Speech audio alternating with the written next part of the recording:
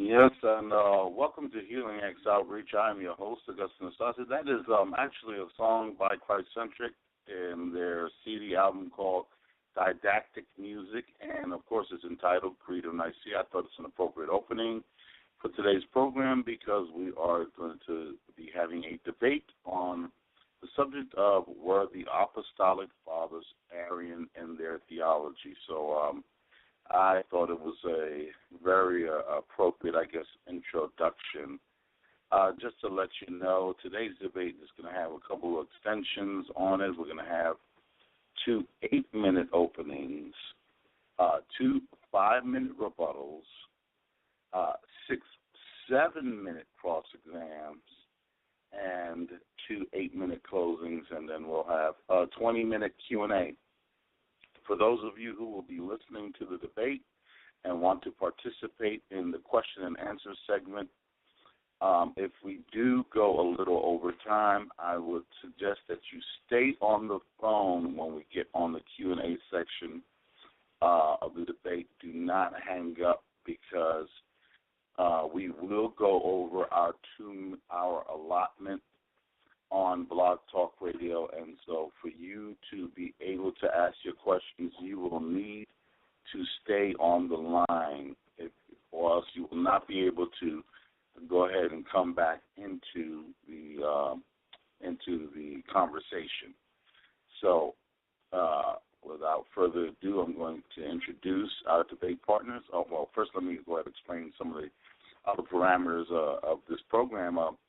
Saturdays, we host debates. We interview ex-members from different religious cults, that is ex-cult members, scholars and theologians, and that's our format on Saturdays. On Sundays, we have another program at 4 o'clock Eastern Time. If you're not watching the football game, if you're on the West Coast and the NFL has just started and it's just like 1 o'clock over there and you have a late game that you want to see, and you have nothing to do, tune into the Pen program at 4 o'clock Eastern Time on Saturdays, and you will have, it's approximately 5 to 6 different people having 15-minute segments of a 2-hour program and all handling different aspects of Christianity.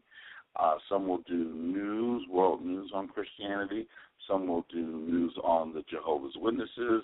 Some will do history on the Jehovah's Witnesses, and some will do doctrine on the Jehovah's Witnesses, and some will do doctrine on Christianity. So it's a really, really great format, and it is Wendy Tucker, Sunshine Gal, Sean Mitchell, a personal friend of mine who never was a Jehovah's Witness, has a heart for Jehovah's Witnesses, Pastor Dan Hall, who was an elder and overseer in the Jehovah's Witnesses, and Jersey Girl and Anne-Marie DeSoto. So a lot of these people are former Jehovah's Witnesses. They have some experience in the ministry of Jehovah's Witnesses. So check them out at 4 o'clock. On Tuesdays, we have Ray Aldridge and the Christian Corner, and he is from the United Kingdom. So on Tuesdays at 5:30 will be Ray Aldridge, and the alternating Tuesday, which is not this Tuesday, but the following Tuesday, you will have Melissa Bramer, and she comes on at 7:30 Eastern Time. Melissa Bramer, Hurting to Healing. She has an excellent program. Had a superb interview with a young lady this past Tuesday. Check it out in our archives. And on Wednesdays, we normally have the Community Bible Study at 7 o'clock. It's just a simple chapter by chapter, no commentaries, just a simple discussion of the Bible chapter by chapter in the book of Acts. And we are currently in Acts chapter 17. Tune in on Wednesdays at 7 o'clock and participate. We encourage you to participate. Help out with the readings. Join us on 7 o'clock Wednesdays for a simple Bible study. Now, without further ado, I just want to introduce my guest. We have Elisha Rodriguez. He identifies himself as an Arian. He's the author of a book that is on Amazon, and you can see the link. It's a Kindle edition book. It's called The Doctrine of the Trinity is Dead. And let me see if that is, Elisha, if you're on, press 1. Press 1 so I can see you as a caller in queue. Let's see. 830, is that you, Elisha, or is that William? No, that is me, William. Okay. Okay, all right. And I see Elisha now. Elisha, that's you, 619. Okay. Yeah. And, all right, gotcha. So I'm taking the negative position that the anti-Nicene fathers were not Arian and rather Trinitarian is Catholic apologist William Alberts. We've had him on many debates. We've had him on discussions here also. And he has a bachelor's in theology. He's a member of the Catholic Apostolic, the Catholic Legate. And you can find out more about him at his YouTube and on Facebook. And there are the links right there for that, CatholicLegate.com, YouTube.com, TNR and GodTube. So these are our two men who will be taking the debate on this issue. And as just to let them know, this is the debate ring. To hear for this will mean your time is elapsed.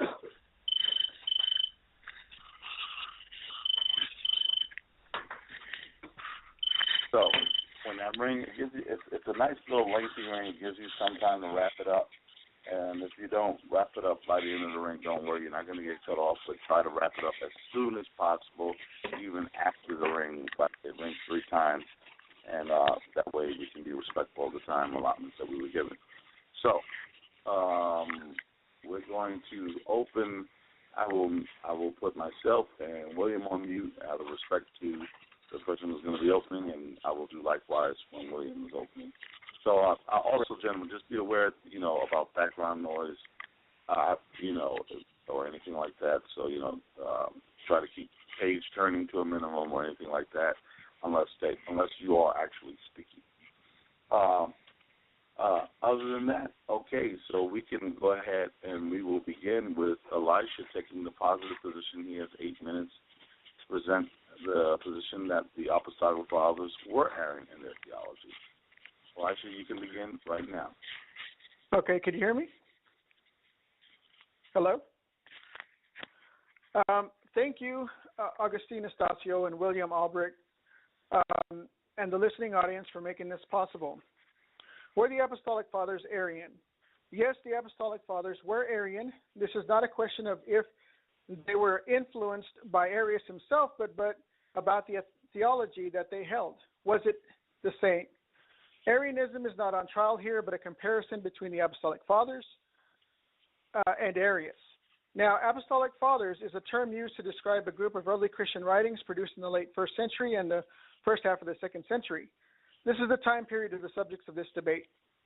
These authors include Clement of Rome, Methetes, Polycarp, Ignatius, Barnabas, Papias, Justin Martyr, and Irenaeus. How can we identify Arianism? The simplest way is to use the writings of Arius. The Theology and the Confession of Faith are a good start. Now, the most important points of Arianism are rejection of homoousios or consubstantial coeternal, and that any beings, whatever number, with God the Father, and that the Son is born, begotten, made, and did not exist until he was formed. Next, we must examine what we know about the Apostolic Fathers. Raymond E. Brown, in his book Biblical Exegesis and Church Doctrine, said, if tradition implies that 1st century Christianity already understood 3 co-equal but distinctive divine persons and 1 divine nature, but had not developed the precise terminology, I would dissent. Brown says, the 1st century church had no triunity understanding, though they had the terminology to articulate it, did not use it, and if tradition tried to insinuate that they did, he would oppose the tradition as false. We can see in Christopher Steed's book, Divine Substance, which is an exhaustive study on the topic of divine substance concerning the 1,000 years from Plato to Nicaea. In the book, he explains that homoousios appeared first in Christian Gnostics and later by Irenaeus to summarize and refute Gnosticism. That there are only 19 instances of homoousios from the 1st and 2nd centuries, and all of them were in criticism of or by Gnostics. This is extremely important because it shows the Apostolic Fathers knew and used and understood homoousios, consubstantial, but chose not to use it in their doctrine. Now, in light of this fact, we ought to know and understand that nothing that the Apostolic Fathers said should be taken as co-equal or consubstantial for any number of beings. So when the Apostolic Fathers say unbegotten or begotten, it is identical to the Arian position that God is unbegotten, and Jesus has a time when he comes into existence in a temporal sense. This includes every instance of son, begotten, born, and many more. Let us keep in mind, in Arianism, God the Father is the true God, Jesus is the begotten God, or a full God, called by Arius, and there is an Arian Trinity, and Jesus is not the same category with the rest of creation. How has the church identified Arians before? Photius said of Eusebius of Caesarea that he was an Arian because he said that Jesus was the second cause, an Arian term. So when Justin Martyr says that Jesus is second and next to God, and then more extremely another God subject to the maker of all things, this is identical to Arianism. Or when he says, for all writers call God the Father of men and gods, this speaks of another God fathered by the true God. Justin said, those things which exist after God, or shall at any time exist, these have nature of decay, and they are such as may be blotted out and cease to exist. For God alone is unbegotten and incorruptible, and therefore he is God. But all other things after him are created and corruptible. And he also said, take your stand to one unbegotten and say that he is the cause of all. This shows us that he means what he means by begotten, his definition, something that came to exist after God. In created is created or corruptible. So if the unbegotten God is the cause of all, this includes Jesus. Ignatius said Jesus was being begotten before time, pointing to an event that started and completed chronologically before time, clearly Arianism. He wrote that Jesus is a substance begotten by divine power. This is clearly saying that the substance of Jesus came into existence by God's power, not talking about a sharing of substance, but a new substance. Stunningly, he also says that anyone who calls Jesus unbegotten is a heretic. This obviously shows no consubstantial doctrine here, and what we are left with is Arianism. When Justin Martyr says, maker of all things, he means another God other than the begotten God. And he explains that a God who is distinguished from God, the Father, was sent to Abraham, and that God who sent him was the maker of all things. Irenaeus said that the Father is the only true God, and then again he said that only the Father and the Son are called God in the Bible. Since we know that Irenaeus used consubstantial in his writings and does not use it in his theology, he means two separate gods, but one is the true God and the other a subordinate God. This is raw Arianism. And when he said, quote, God therefore is one and the same, who was announced by the law and the prophets, whom Christ confessed as his Father, now he is the creator, and it is he who is God over all. He also goes on to say, I myself, about God, saying, I myself am the first God, and I am above things to come. But since it is impossible without God to come to knowledge of God, he teaches men through his word to know God. End quote. This description is about two separate beings, which is what Arianism teaches about God and Jesus. And there are many more examples that can be given, but these few will do. In a letter to Eusebius of Nicomedia, Arius said, but we are persecuted because we have said the Son has a beginning, but God has no beginning. Numerous times the Apostolic Fathers used begotten and unbegotten to show the difference between God and the Son. This is not by accident, but in a lesson on a difference in time and existence, which is a core Arian doctrine. Now, the Apostolic Fathers are assumed to be Binitarian subordinationists, which is two co-equal gods like the Trinity of Catholicism, but with only two. But given that there is admitted by scholars no consubstantial doctrine in the early church, and no Christian use of homoousios, though it existed in writings, this consubstantial theory of Binitarianism is non-existent. So what are we left with? If you take away the consubstantial doctrine from Binitarianism, you're left with two separate divine beings, and then you add the subordinationist doctrine without the consubstantial theory, you are left with a true God and a subordinate God who is his Son, completely Arianism.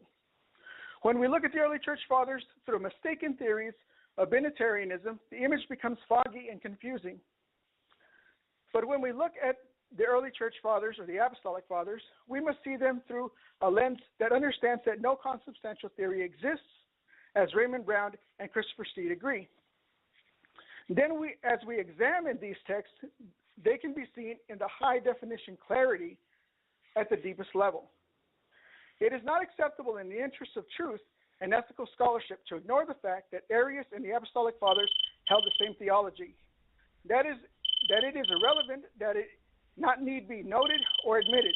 If we are to further the truth, we must accept the truth, whatever it be. Thank you. All right. Thank you there, Elisha, for your opening. And William, you will also have 8 minutes for your opening, and then we will proceed with the rebuttals. Great. Okay. Are you all able to hear me? Yep. Hear you loud and clear. Great. Perfect. Fantastic. Okay. I will begin now. Were the Apostolic Fathers Arian in their theology? This is the important question at the heart of today's debate. Arius was a priest whose dates of interest in regards to his beliefs are around the 300 up to his demise around 336. Arius believed that there was a time when the Son of God, Christ, was not. Arius believed Christ had been created and not to have been Almighty God, Yahweh, so to speak. So today we'll be examining whether the Apostolic Fathers were in line with this kind of theology. And first off, in describing the Apostolic Fathers, the New Advent Encyclopedia tells us St. Clement of Rome, St. Ignatius of Antioch, and St. Polycarp of Smyrna, of whose intimate personal relations with the apostles there is no doubt. Clement had seen the blessed apostles Peter and Paul and had conversed with them. Ignatius was the second successor of St. Peter in the See of Antioch, and during his life in the center of Christian activity, most likely met with others of the apostolic band.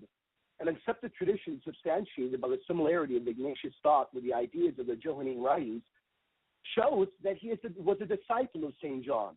Polycarp was instructed by the apostles and had been a disciple of St. John, whose contemporary he was there for nearly 20 years.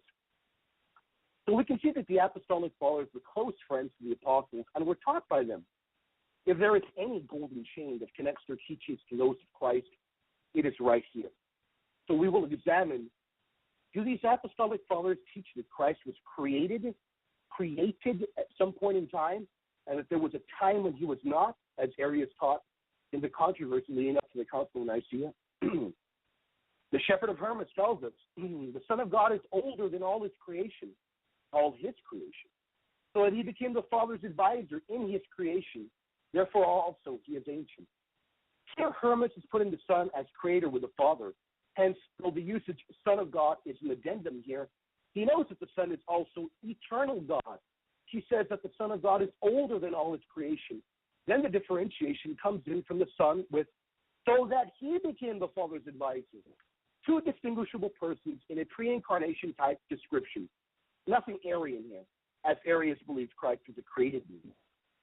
Barnabas tells us around 74 AD, my brethren, if the Lord Christ endured to suffer for our soul, he being the Lord of all the world, to whom God said at the foundation of the world, let us make man after our image and after our likeness. Understand how it was that he endured to suffer at the hand of men. The Greek of Barnabas brings this out even clearer.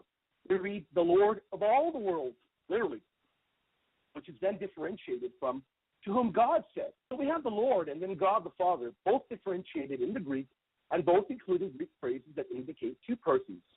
So we read that two distinguishable persons existed at the foundation of the world, the Father and the Son. Some Arians contend that Christ was a power or a mindset of pre-incarnation, but they deny he existed as a person distinct from the Father before the foundation of the world. The Apostolic Fathers teach the complete opposite. Ignatius of Antioch. Jesus Christ was with the Father before the beginning of time. Christ came forth from one Father and is with and has gone to one Father. There is one God who has manifested himself by Jesus Christ, the Son, who is his eternal word. No, there's no way getting around that word. His eternal word. So much for Arianism. Nothing different in Ignatius here. Christ, a distinct person from the Father, was with the Father before time began. This, of course, is again pre-incarnation. Two distinguishable persons, pre-incarnation before creation itself. There is one God, Ignatius affirms the monotheistic stance of the early church and spreads the apostolic message of the faith. Justin Martyr God speaks in the creation of man with the very same design of the following words. Let us make man after our image and likeness. I shall quote again the words narrated by Moses himself, from which we can indisputably learn that God conversed with someone numerically distinct from himself and also a rational being. But this offspring who was truly brought forth from the Father was with the Father before all the creation, and the Father communed with him. So much for Justin thinking that Christ was created, as he was with the Father before all creation. Justin the Martyr seems to utterly destroy Arianism. He is clear in distinguishing Christ from creation, from created beings. Excuse me. This is evident, as he says, before all creatures, all creation. This incredible apologist and philosopher weaves a masterful picture of a pre-incarnation and speaks in the creation of man, he tells us. He spoke with somebody distinct from himself and a rational being. A rational being. Again, pre-incarnation, in the creation of man, we read, this offspring, speaking of Christ, was with the Father before all creation, and the Father communed with him. The Greek word koinonia, communion, cannot be in reference to one. You cannot be in communion with yourself. In English, that is silly. And in Koine Greek, that is beyond silly. There are zero exceptions. It's an impossibility. In what is considered an opus for Jehovah's Witness apologists, a book by Alvin Lamson, it is asserted that Justin did not believe in Christ being eternal, and only a sort of power within the Father. Scarily similar to modalism, this heresy was nowhere in the mindset of the heroic Justin. Polycarp of Smyrna, I praise you for all things. I bless you. I glorify you, along with the everlasting and heavenly Jesus Christ, the beloved Son, with whom that was 6 minutes. They're 8 minutes, right? That was 6 so far. Yeah. All right. The openings are 8, right? All right, the openings are 8 or 6? How long are the openings? 8 minutes. 8 minutes. That was 6 on the dot. No, it was 8 minutes. He actually started at 1:45:40 and went to 1:37:40. Okay. I put my stopwatch. I guess I put it late. All right, not a problem. I'll surrender the rest of my time to Elijah, so he can begin his cross-examination. Actually, his rebuttal. Yeah.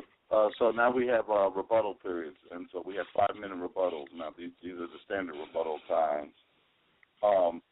So Elisha, you have a 5-minute rebuttal period to William's opening. Okay, thank you. First of all, William says that some of the Apostolic Fathers knew the Apostles, and this is true. And we know that the Apostles are not definitively said to be not Arian. But he quotes that, and I forget who he's talking about, but that the Creator is older than his creations, talking about Jesus. And Arianism has no problem with this. Yes, Jesus is used by God to create the rest of creation, and he is, in fact, older than them. It does not mean that he doesn't have a beginning. So it doesn't, to me, really matter if he's older than them. Barnabas, he said that they speak about let us make man and all of that. Again, this does not mean that Jesus doesn't have a beginning. He, we agree, is with the Father before the beginning of time, alone with the Father. And this also does not mean anything to us as far as Arianism is concerned. Now, Ignatius, saying that Jesus was with God before time. Again, we believe that Jesus was born before time, and that's not a problem. I mean, that doesn't mean that Arianism isn't true. That doesn't mean that Arianism isn't being spoken of by Ignatius here. That Jesus is an eternal word, and that there's no way of going around that. Well, there is actually a way of accepting that in Arianism, and that is that after his beginning, he is eternal. He's never going to die. We also, as Christians, are going to get a new body, and we are never going to die. We are going to live eternally. There is a different sense of the word that can be taken here, that we are eternal, but that we have a beginning. Same with Jesus, that he has a beginning, but he is eternal now. The Justin, let us make man in our image after, same thing. Not a problem in Arianism. That the numerical difference, where Justin says that he is numerically distinct from the Father. This is Arianism, because in the references that he's talking about in First Genesis chapter 1, we agree with that he is numerically distinct. The doctrine of the Trinity and Binitarianism say that they are one, that they are together, all three one. And this is different. This is saying numerically they are each distinctly numeral, one and other one. So this is Arianism when he says this. Then you have Polycarp, that God sent a rational being, that pre-existence is not a problem for Arianism. We agree with the Catholics on pre-existence. We agree with that. So, and we of course believe that he's a rational being, but that doesn't mean that he doesn't have a beginning. Pre-existence is acceptable to Arianism. Is part of it. And when he says that Arianism is similar to modalism, I don't think so. There's no way that you can equate Arianism with modalism. There's no way. We don't think that Jesus in any way, shape, or form is part of the Father. Unless I'm misunderstanding what he said. That's not part of what I understand Arianism and modalism to be. So when we see all of these arguments about why Arianism is not what the Apostolic Fathers are saying, it's very easy, as you can see, that it's totally in line with what Arianism is. It's amazing how easy it is to see Arianism in what they say. And they're very clear and distinct about things that they say. When Justin says another God, is that acceptable in Trinity? Is that acceptable in Binitarianism? No way. That he's another God? That is not conducive with that. When Ignatius says true God, he says the Father's the true God. Now we know the excuse that if Jesus is in bodily form here and he says that the Father is the true God, it's because he has to acknowledge the God as a man. But this is not Jesus. And he's describing God the Father as the only true God. So this shows that they're not agreeing with that, with Binitarianism or Trinitarianism, as far as what's the actual faith. And that's really all I have. I think I've taken care of everything. That is part anyway. Okay, so William, you have 5 minutes rebuttal to Elisha's 5-minute rebuttal. Great. Okay, I'll begin now. Thank you for that, Mr. Rodriguez. I urge the listening audience to listen carefully. What are being presented are two sharply distinct positions. The quotes where the fathers say Christ was born or produced are all referring to his human incarnate self, not referring to his deity, which they all assert was eternal. We must be clear on this. For instance, Justin says that Christ was born without sexual union. Shouldn't it be clear what he's referring to when he says Christ was born without sexual union? If others are born through sexual union when they come into this world as humans, what is his point? Is he referring to Christ being created, to his nature per se, or referring to the incarnation? We have to be serious here. Mr. Rodriguez makes a glaring error when he claims that begotten implies creation. Where? Where in the patristic or biblical Greek does begotten mean created? Perhaps Mr. Rodriguez is confusing this with the term katissis, which would at times imply being a part of creation. But even then, when do the fathers ever apply that term to Christ as being a part of creation? When? Origen, Tertullian, Justin, Clement, Mathetes, none of them apply this term to Christ. Nothing that the fathers say is saying that nothing that the fathers say implies that he is created. They're saying plain out that he is eternal. Mr. Rodriguez said in his opening, he said that Justin Martyr, speaking of Greeks are creatures, so I'm assuming he was under the impression that he was saying that Christ would be part of creation. But we read how Christ was before any created being. And Justin actually calls him the captain of creation. Unfortunately for Mr. Rodriguez, Greek and Latin words like aionios and aeternos and apaugasma, which mean eternal, that are applied to Christ have no other meaning than that, eternal. They don't mean that you're created and then you become eternal. They don't mean that.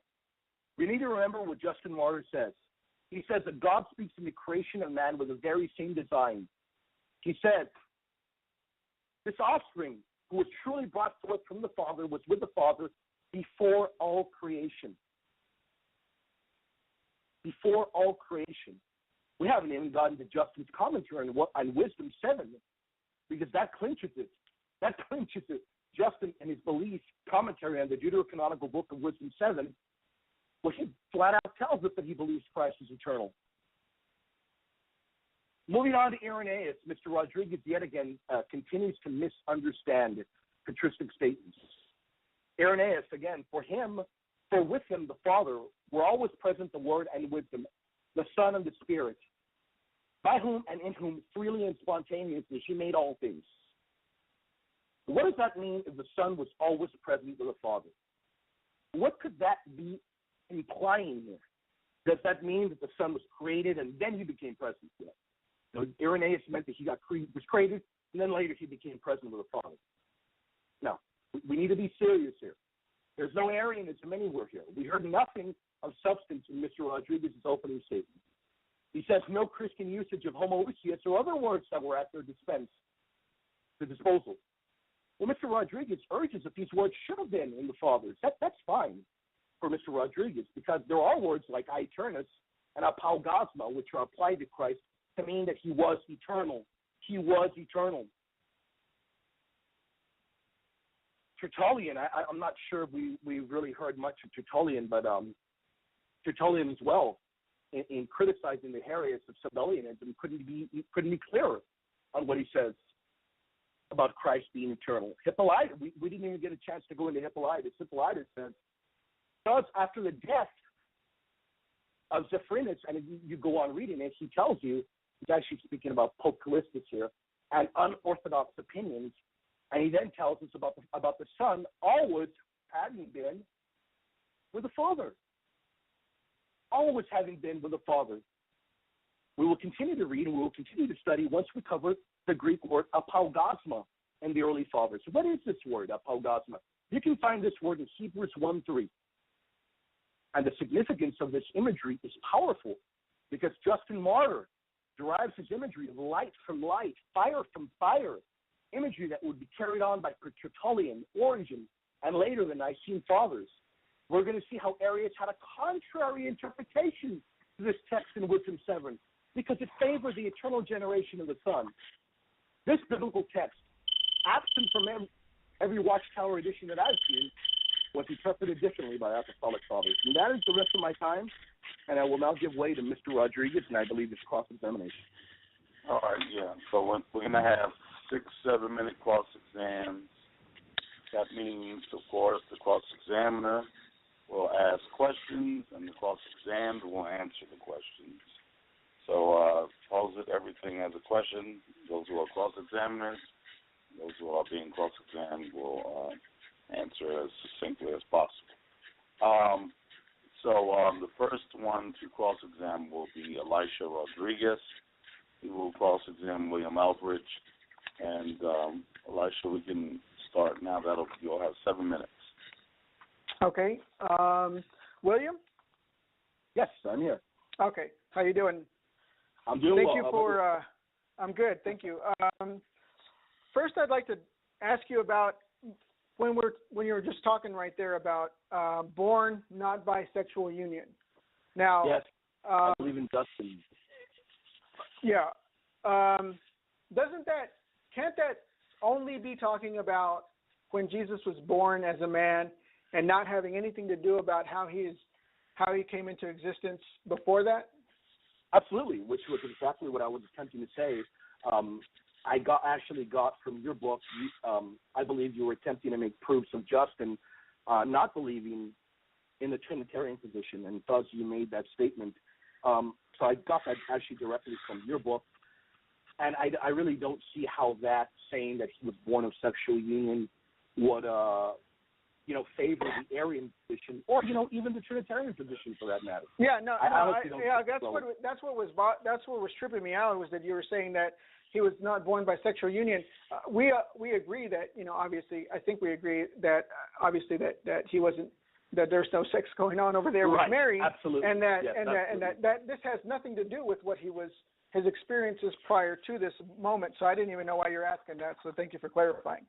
Oh, absolutely. The only reason I mentioned it was in regards to a statement that I read in your book, and I just wanted to clear that up. Right. Yeah, no problem. Okay, so begotten. You're saying that there's no way that begotten could be meaning created or anything like that, but doesn't it mean coming into existence? Yes. The difference is there's a big difference between being a part of creation and coming into existence. And the reason I said that it cannot mean being a part of creation is because that term, when you find it in Ignatius, you find it in Justin, you also find it in Origen. I'm not sure you find it in Tertullian. You'll find that whereas they apply that term to Christ, they'll never apply that term to Christ in the sense of he's begotten, as in he had a time where he began to exist. They'll use the term begotten, they'll apply to Christ, but they'll also use other words which in the Greek or the Latin, depending on the author, are highly significant and not only imply but flat out say and teach that Christ was eternal. Okay, so with that in mind, I really do think, honestly, that begotten is only being used in the Bible for things that were created, right? For Isaac, and I think it was used for Solomon, and they were created beings. I understand so I don't that. think that the use. I don't think that the use. All I'm saying is that I don't think that the use is improper to say that, because honestly, I think that begotten means being made. We would both agree. I would agree with you. We would both agree that his human nature did come into existence, but without a doubt, I will affirm that. The big difference is when you're saying he was begotten and he came into being, referring to the incarnation as the fathers are speaking of, that is a huge difference than saying that his nature itself, his substance, was created. And again, that is why I point out to you that in the Septuagint, the New Testament Greek, and in the patristic Greek, you don't find that term being applied to Christ to then imply that he was a part of creation. And in order to point that out, I pointed out how Justin applies Revelation 3:14 to Christ to show that he is the beginning, not in the sense that he had a beginning, but he is the beginning. And then Justin, that very word that we're speaking of here, Justin then explains what he's speaking about when he calls Christ the arche, the arche. He then says that he means it in the governing sense, in the sense that Christ is the leader, the captain of the Lord's creation. So we can. Okay, hold on 1 second. Yes. Okay, so let me read something to you that I said in my opening statement. For those that Justin said, for those which exist after God. Hold on. And we know. Yeah, can you give me the exact? I'm going to ask. So I can look it up and follow along. Yeah, Dialogue of Trypho, chapter 5. He says, for those things which exist after God, or shall at any time exist, these have the nature of decay, and are such may be blotted out and cease to exist. For God alone is the unbegotten and incorruptible, and therefore he is God. Now, when we say unbegotten, we can't be confusing unbegotten with Jesus, correct? What do you mean? In terms of what? In terms of his human nature? Are you saying? Can you say that Jesus is unbegotten? In terms, like, again, I know that I mean, unbegotten. You know what unbegotten means, right? Absolutely. Again, I'm asking you to clarify. Can you apply that? Can you apply unbegotten to Jesus? Absolutely. And to answer your question at even more in depth, that's actually a really good question, because in his dialogue with Trypho, if we continue reading, we're going to read that Justin believes that Christ was true God, because a little bit after he says the Arius says that, that Arius calls Jesus true God as well. Yeah, so that's not a big difference. That's not nothing of leaving Arianism. I do think there's a big difference, because Arius interpreted Wisdom 7 in a completely different manner than Justin. So I do think it's You mean Wisdom 8? No, I do not. I mean Wisdom 7. I know that there's two different verses. I'm referring to Wisdom 7. There's two different ones. Okay. I know there's Proverbs 8, but no, I'm actually referring to Wisdom chapter 7. I know there's two different chapters that were picked upon by Arius and the fathers. I'm specifically hold on. Wisdom is that? Are you talking about the Wisdom of Solomon? You're talking about? Yes, I am. Because I don't think. Okay, because I don't think I have Wisdom of Solomon in my whole. That's like that's not the same one. I don't know if I'm gonna. I don't even know if I use that. But hold on one second. Just to let you or ask you, that Tertullian and Hippolytus are not part of the Apostolic Fathers that we're talking about today, right? Understood. Right. Yeah, they're not. They're not in the scope of what we're talking about. Completely understand. But right now I'm speaking about just and let me just further. I'll respond to that later. But let me just further try to get out what I was trying to say about just. Oh no, time! That time runs out so fast. All right, I guess we can pick up on that in a little bit. Okay, so we're going to now, there's 6 of these, so you guys have plenty of time to cover everything. Now William will go ahead and he will cross-examine Elisha for 7 minutes. Great. Okay, thank you for that cross-examination, that opening and that rebuttal, Mr. Rodriguez. I thought they were fantastic. Yeah, no problem. Thank you. Let me ask you now, Mr. Rodriguez, you said that the word eternal can mean that you are created, then you exist without an end. My question to you is, though, I guess it's a little bit simple. It's not so complex. But can you provide one example in the LXX, the New Testament, or the patristic writings where aeternus, Latin, or aionios, or eternal, means temporal? Well, to be absolutely honest, I think that any time any of the Apostolic Fathers say begotten, eternal for Jesus, that those times they mean in that sense that he has the beginning, but that he's eternal from that point on. So I understand exactly what you're asking me where, but I'm saying that any time, like the example you said that Jesus is eternal. Just pick any of them. I mean, whichever one you want to pick. That's when it applies to Jesus. That's when I believe that it's in that sense. Just to be certain, every single time a father calls Christ eternal or aeternus, it means that he is not eternal. Is that what you're saying? It means that he is that he is no longer going to. He's not going to not exist ever after that point. Okay, so that he's not ever going to not exist. And so in my sense of what I understand is that obviously I hope you would agree, would if we are right with God, are going to exist eternally after. And so at some point it can be said that we are eternal because we're not going to die after we have our new body and everything like that. So because I understand of that, what you're saying. The soul will go on. Yeah, that's the term that I mean, though, for that. Okay, great. That's fantastic then. So since you actually bring up that term, actually that point, where in and I'm going to actually move away from, actually, you know what, I can't move away from it. It's part of the debate, church fathers.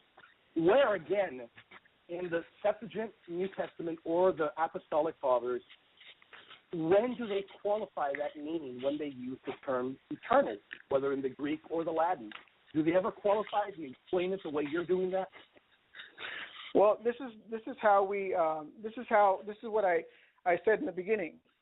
When we realize that there is no consubstantial doctrine within the Apostolic Fathers, that scholars already admit that there is no consubstantial doctrine that homoousios, though it existed, was not used for their doctrine, that they didn't use it for their theology, that means that they didn't, that anytime they mean begotten or born or eternal or any of those things, it does not mean in any consubstantial sense. Mr. Rodriguez, I understand exactly what you're saying. That is not my question. All I'm saying is, hold on. You have to add that to whatever they say. So when you're asking me when did they say that, they're not going to have to clarify that, because in their world there is no such thing as consubstantial. So when they say that, they don't mean it in that way. That's why you can't take it that way.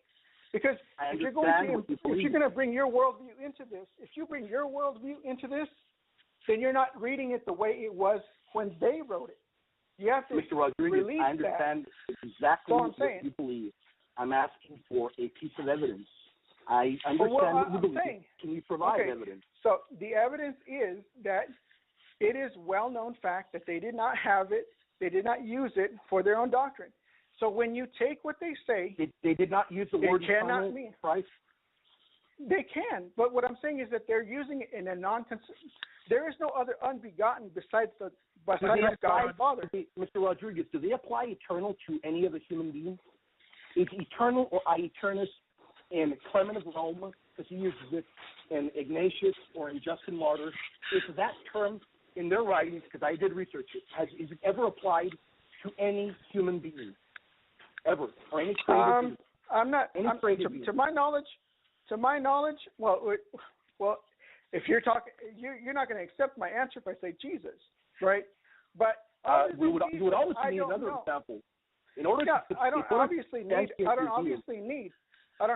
need one, because it means you have to take it in the time that they lived. Why are you going to add? I understand what you're saying. But yes, I agree. There is not one. I'm saying, if you're asking me, did they ever say it? There is not one. There is not one. That doesn't mean that's not what they meant, though. Okay, Mr. Rodriguez, can you briefly read Malachi 3:1? Or you know what? Actually, I'll read it out loud, because I don't want to take any of your time. Malachi 3:1 says, "See, I am sending my messenger to prepare the way before me, and the Lord whom you seek will suddenly come to his temple, the messenger of the covenant in whom you delight. Indeed, he is coming, says the Lord of hosts." Who is Malachi 3:1 referring to, Mr. Rodriguez? It's obviously the Messiah, the messenger. So Malachi 3:1, when it's now we're going to go to Malachi chapter 5. Right. No, but Malachi 3:1, when it says Lord over and over, is the Lord that it is referring to the Lord of hosts? It is Christ, you're saying? Well, it says, behold, I'm going to send my messenger. You're talking about my messenger? Who is my messenger? No, and the Lord whom you seek will suddenly come to his temple. Who is the Lord that is being spoken of here? And the reason I ask is because the Lord is the Messiah. Well, the reason I ask this is because this verse, actually, Arians famously interpreted Malachi 3:1 to be referring to God the Father. So you're telling me that the Lord in whom you seek will come to his temple, and then when it says the Lord of hosts, you're telling me the Lord of hosts is Christ? I have no... Well, hold on. I don't think that this has anything to do with what we're talking about, the Apostolic Fathers. If we want to debate Arianism, we can do that in a different place. But this has nothing to do with the Apostolic Fathers. You're asking me about doctrine of Arianism. No, I agree, Mr. Rodriguez. I'm not going to go off topic. I'm just trying to connect this with the Apostolic Fathers. I just wanted a clarification. All I wanted, I'm not going to debate the scripture with you. I just wanted to know if you believe this text referred to God the Father or God the Son. That is all that I was asking. Yeah, my personal thing, and the way that if Arians, and I would think that would not mean Arius, because there's only a couple of writings in there. I can't speak for them. Okay. All righty. So now we have Elisha, and you will cross-examine William, and you have 7 minutes, and you can begin whenever you're ready. Hey, thank you there, William. Absolutely. Okay, so I'm trying my best not to talk over you. If I know. No, don't worry about it. Don't worry about it. Trust me. I am fine with it. I'm used to this kind of conversation, anyways. All right. So tell me something. When Justin Martyr says that that there is said to be another God subject to the Maker of all things, who is that other God? Yeah, that's actually a fantastic question, and that's actually going to allow me to finish exactly the point that I was trying to make before we ran out of time. When Justin is actually referring to Christ, and you had brought up a part of chapter in your previous process where he speaks about those that decay, and I find it interesting that later on in that exact same dialogue, Justin tells us regarding the generation of the Son, and this is exactly what he means. He's not referring to another God in the sense of polytheism. This is exactly what Justin means, and I'm going to quote him.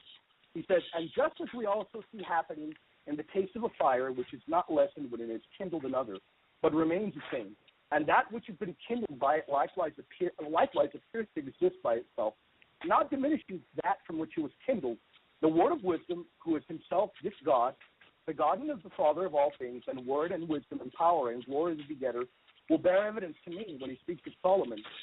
And again, the reason I read that real quickly is because take into mind that this whole chapter, is dedicated to the generation of the Logos, which is, of course, the generation of Christ. And Justin here, and remember, I don't want to speak so long to take up so much time, but I know Justin many times speaks of another God. He doesn't mean it in the sense of polytheism, because he uses an example of Christ when he says that fire is not lessened when it comes about. Okay. And all right. He's speaking of Christ in his human form. Okay, thank you. So let me just say, you're saying that this can't be Arianism, although this does fit into Arianism. In the first apology of Justin, in chapter 13, it says, "Our teacher is Jesus Christ," and then a little later on it says, "We reasonably worship him, having learned that he is the Son of the true God himself." So if if Justin is saying that Jesus is not the true God, and then he says that there is another God in another place, in another book, what does he mean by true God if he's saying that there is another God other than the true God, essentially? Doesn't that mean that that's Arianism? I mean... No, it does not mean that at all, because Justin never once ever says that Jesus Christ is not the true God. In fact, in this same exact example, which, if I might add to you, made its way, this whole paragraph of Justin, bits and pieces of it made its way into the Nicene Creed, and for good reason, because in his analogy of the fire, he's telling us that the fire existed in some form. Hold on. You're going off into another subject. We're not talking about the fire. No, I understand. No. I mean, no. You are changing the subject here. I'm saying that. Okay, listen. Hold on. I'm asking about the true God here. I'm not asking about fire in example. Mr. Rodriguez, and it doesn't matter what it says in Nicaea. Hold on. Let me give you another question, a little more clear. When it says the Son, hold on. When it says the Son of the true God himself, he's not adding himself to the true God. He's not adding Justin. Justin is not adding Jesus to the true God. So Justin's definition of the true God is not Jesus, but the Father. And then when he says another God and Lord, that has to mean. Let me finish. You have to give him a chance hold on. Okay. You have to allow him a chance to respond. Okay, go ahead. Yeah, you're making a statement, Mr. Rodriguez. I understand exactly what you're saying, and my analogy of the fire is not going off topic. If you'll hear that, I'm going to finish. The analogy of the fire used in Justin is taken from the imagery of Wisdom 7. He tells us that Christ existed. He existed before he came to earth in the human form. The fire pre-existed. He's using this for Christ. And he is clearly saying that this fire, the divinity that he's referring to, remains the same. So the divinity remains the same, and he strengthens that usage when Justin Martyr uses the Greek word menontos. So he's telling us that Christ existed before, and now he comes in human form, and since he is God, he remains the same. And we know this because following this example, he tells us the word of wisdom with himself is God. So this is the kind of God that is for Justin. His generation is eternal because he believes that the Father sent him before the creation of the world. Okay, so you didn't say anything about the true God question that I asked. The Father is it not God? Okay? Now all I'm saying is that whole analogy had nothing to do with what I was asking. The Son it does connect is okay. Hold on, it's not the Son of the true God Himself. So the Son of the true God Himself, the Son of the true God Himself. When He says that the true God is the Father, not the Son, and then He says another God, that has to mean that He's talking about another God, not same. And we already know, as we already spoke about, that there is no consubstantial ideas in the early church fathers. So since it does not exist, why are we going to assume that it's there when there's no reason? I will answer that question to you. You asked, why are we going to assume that it's there? And again, Mr. Rodriguez, I do not disagree with you. We are on the exact same page. The Father is the true God. The problem with Arianism is it then goes and it assumes that because Justin says that the Father is God Almighty, the true God, the one God, that this then in turn means that Jesus Christ cannot be the true God. But again, as I've shown over and over, Justin believed that his divine nature was eternal. He didn't believe that it was created at one time, and then later would become eternal afterwards. No. Justin says that his source of deity and his source does not change and remains the same, which is exactly why I'm telling you, Justin, he doesn't need to use the word homoousios. He doesn't need to use the word consubstantial. There are other Greek words that imply the power and the eternality of Christ. We don't need consubstantial or homoousios to be used in every single father. That is not. Well, it's pretty funny. Hold on 1 second.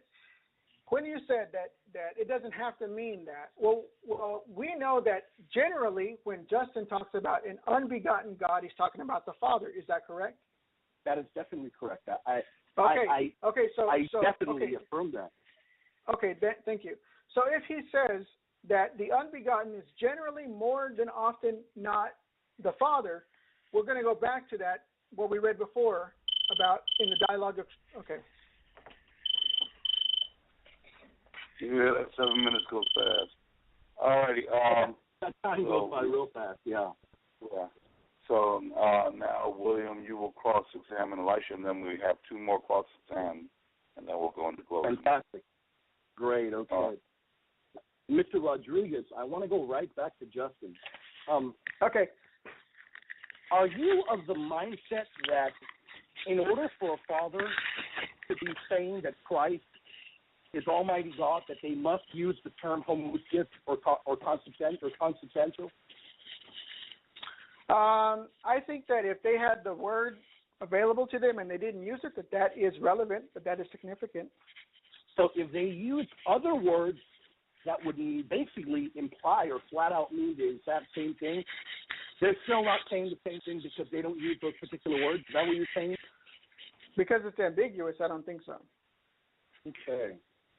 Mr. Rodriguez, one of the most famous passages that was used by Arian, and others can be found in Wisdom 7, which is actually quoted upon by Hebrews 1:3. And I think you were saying a little while ago that you don't have that book. Are you aware of the deuterocanonical book, the Wisdom of Solomon, or you completely know nothing of that book? Well, I can't use it as a reference. I mean, I'm not going to. If you use that book, I mean, it's fine if you use that book. I mean, but I'm not going to be able to answer any of that. But you're free to use it. I mean, because I haven't had a chance to study it in depth. So, okay. If you want to use it, you can. And I'll see what I can do with it. I mean, it's not a problem. Well, it would be pointless if you're not aware of it. Okay, I'll just move on to another. Well, I think it's cool if you want to use the Hebrews text though and go from there.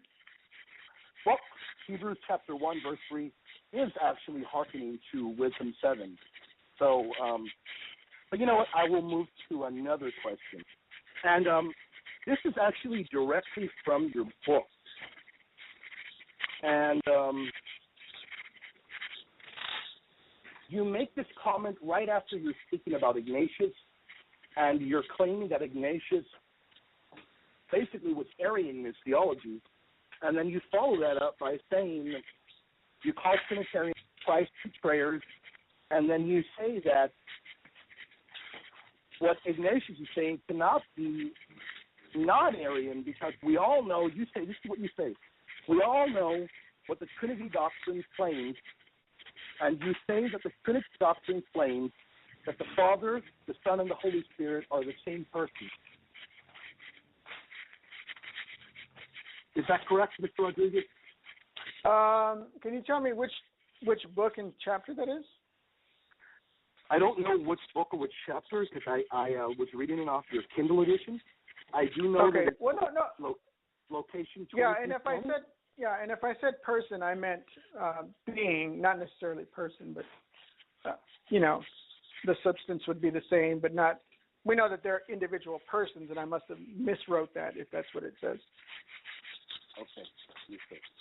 Okay, great. My next question to you would be, okay, Mr. Rodriguez, again, I don't want to go too deep into the scriptures because I know that we're debating the fathers, but this is quite relevant. In Romans 9:5, and this is a famous passage that Arians like to use, so this is why I'm asking you. When we read that God is blessed forever, who is the God that is being spoken of in Romans 9:5? And the reason I ask this is to bring me to my next question.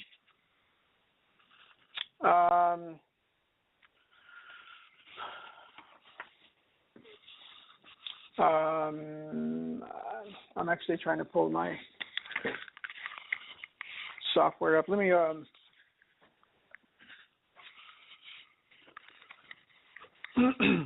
Romans 9:5. Sorry, I wasn't even ready for that, so not a problem. Hold on here. I'm hurrying. Okay, Romans 9:5 says, and from among whom Mashiach appeared in flesh, who is Elohim over all, to whom be praise and benediction forever and ever. Amen.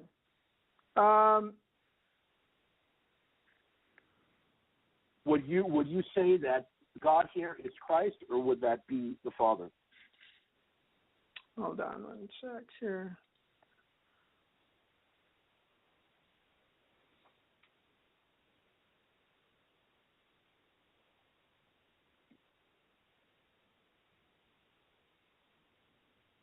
Yes. Okay, so it says whose are the fathers, from whom is the Christ according to the flesh, who is over all, God bless forever, amen.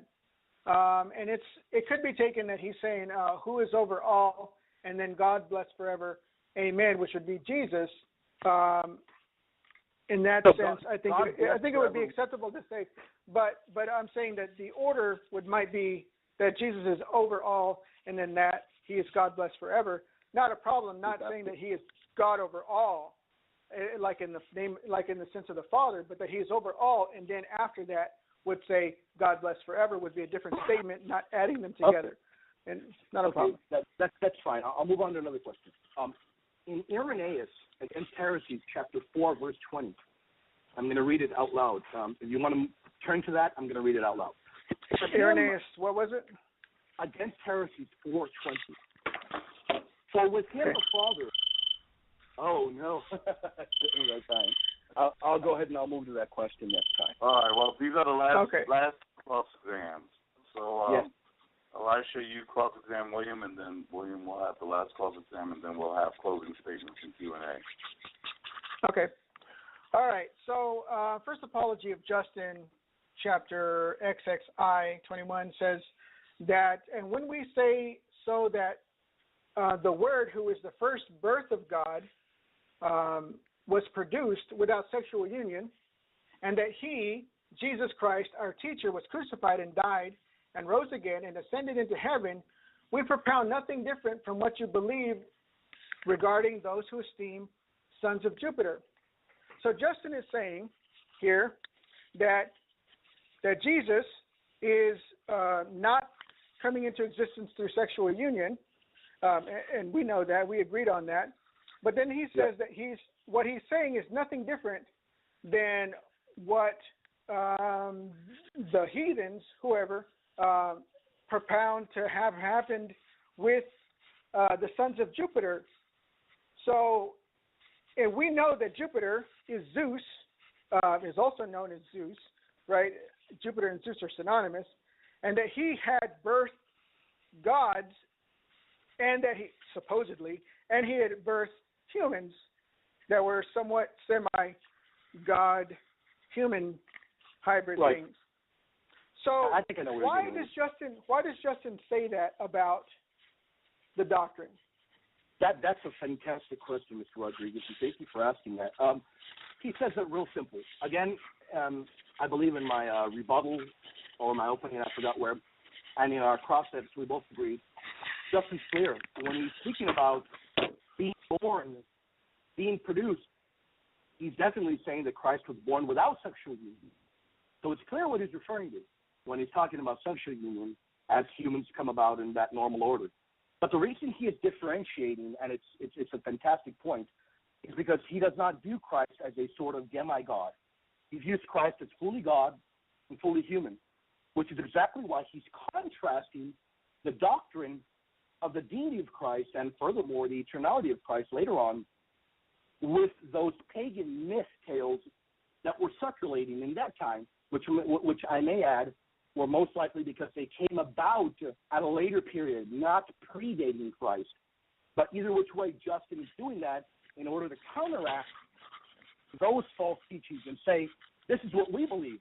Jesus Christ is our eternal God. And he's then counteracting by saying he's not a demigod. You know, he was born of the Virgin Mary, born of a human, but he's fully God and fully man, which is exactly what Justin's theology teaches. Well, actually, isn't he saying when he says we propound nothing different than what you say about the sons of Jupiter, isn't he saying that the way you're talking about the sons of Jupiter is the same way I'm talking about it over here? Okay. Isn't that what he's saying when he says we propound nothing different? Well, in the sense of deity, in the sense of a son being born, in that sense, yes. But he does go on later on to contrast and to actually criticize the difference in their theology. At first, he does compare. I know that he disagrees with them. Obviously, yes, he's going to disagree with them. But I'm just saying that it's interesting that he's saying similarity. that. Oh, without a doubt, it does find similarities. Yeah, it's interesting. Yeah. And so he's saying, hey, look, the way the way that you're thinking that Jupiter had sons, that's kind of this is kind of similar. Actually, he says that there's nothing different than what I'm saying about how Jesus came. Right. And so just to clarify. But all I'm saying is that, go ahead. Yeah, their offspring. Yeah, just to clarify, he does distinguish later on with their offspring, which in a sense are demigods.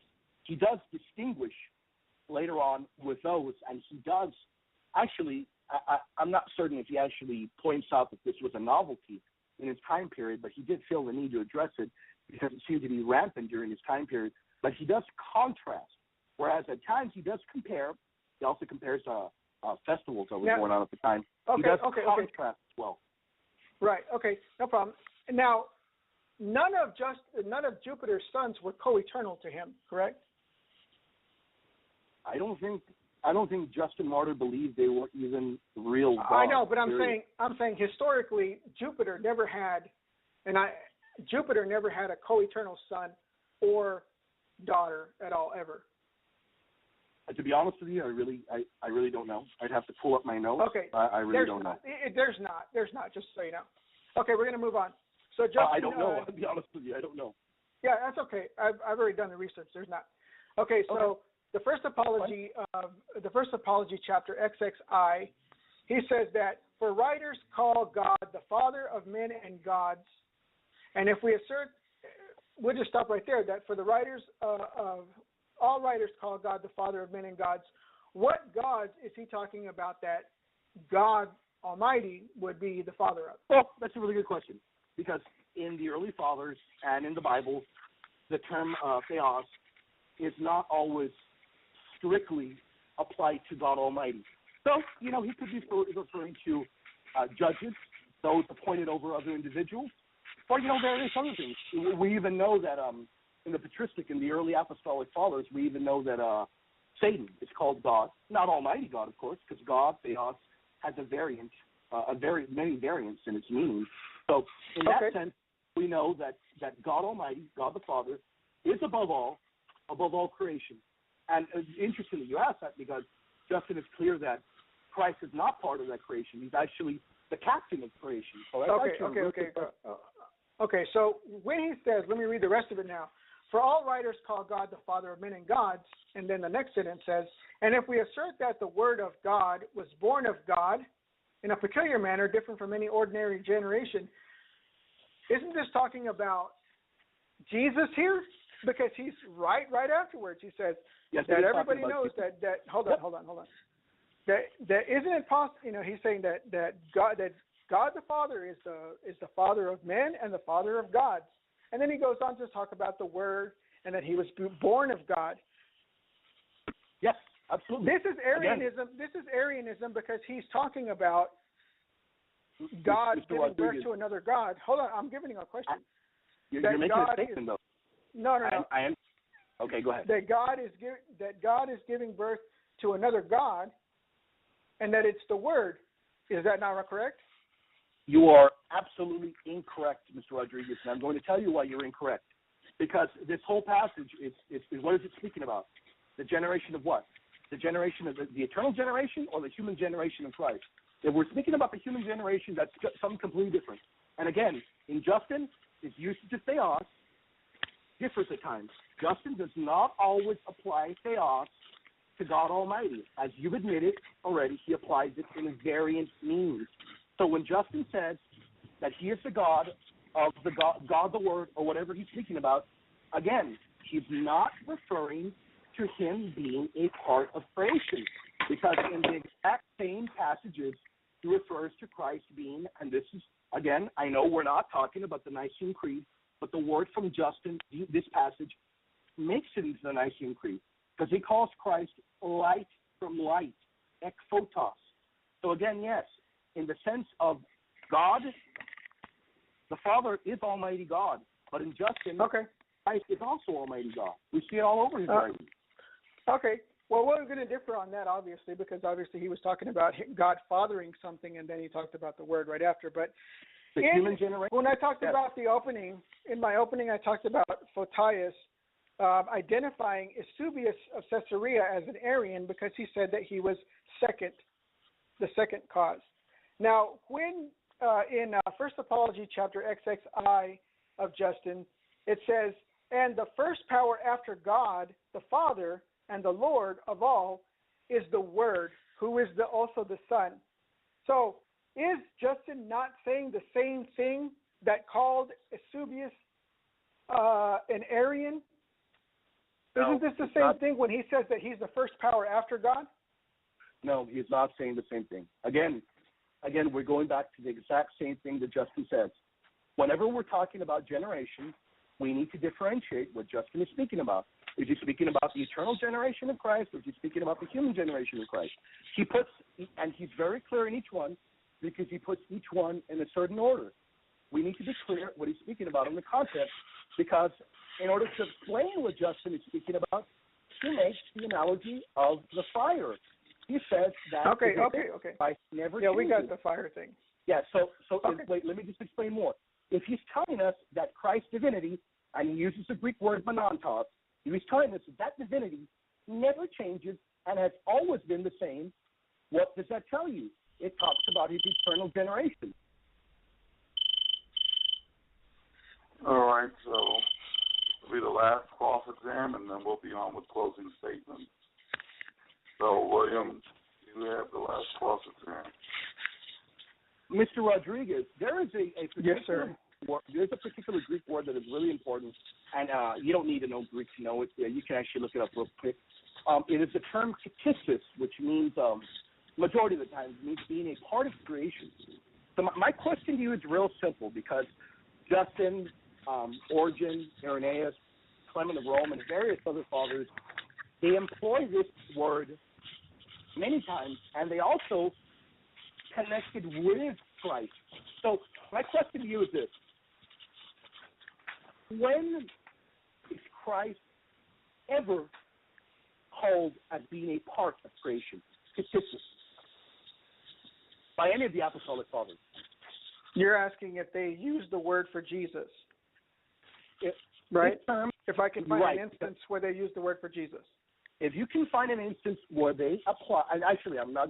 My question is, if you can find an area in any of the Apostolic Fathers, or do you want to include Tertullian, Origen, Irenaeus, where they apply Christ as being a part of statistics, a part of creation? Because they do all employ this word. Okay, so if we look at Ignatius to the Trallians, chapter 6, I believe, it says that, let me see where it is here.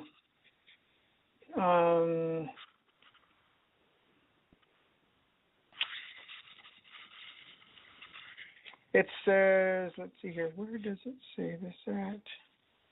Oh, yeah, hold on.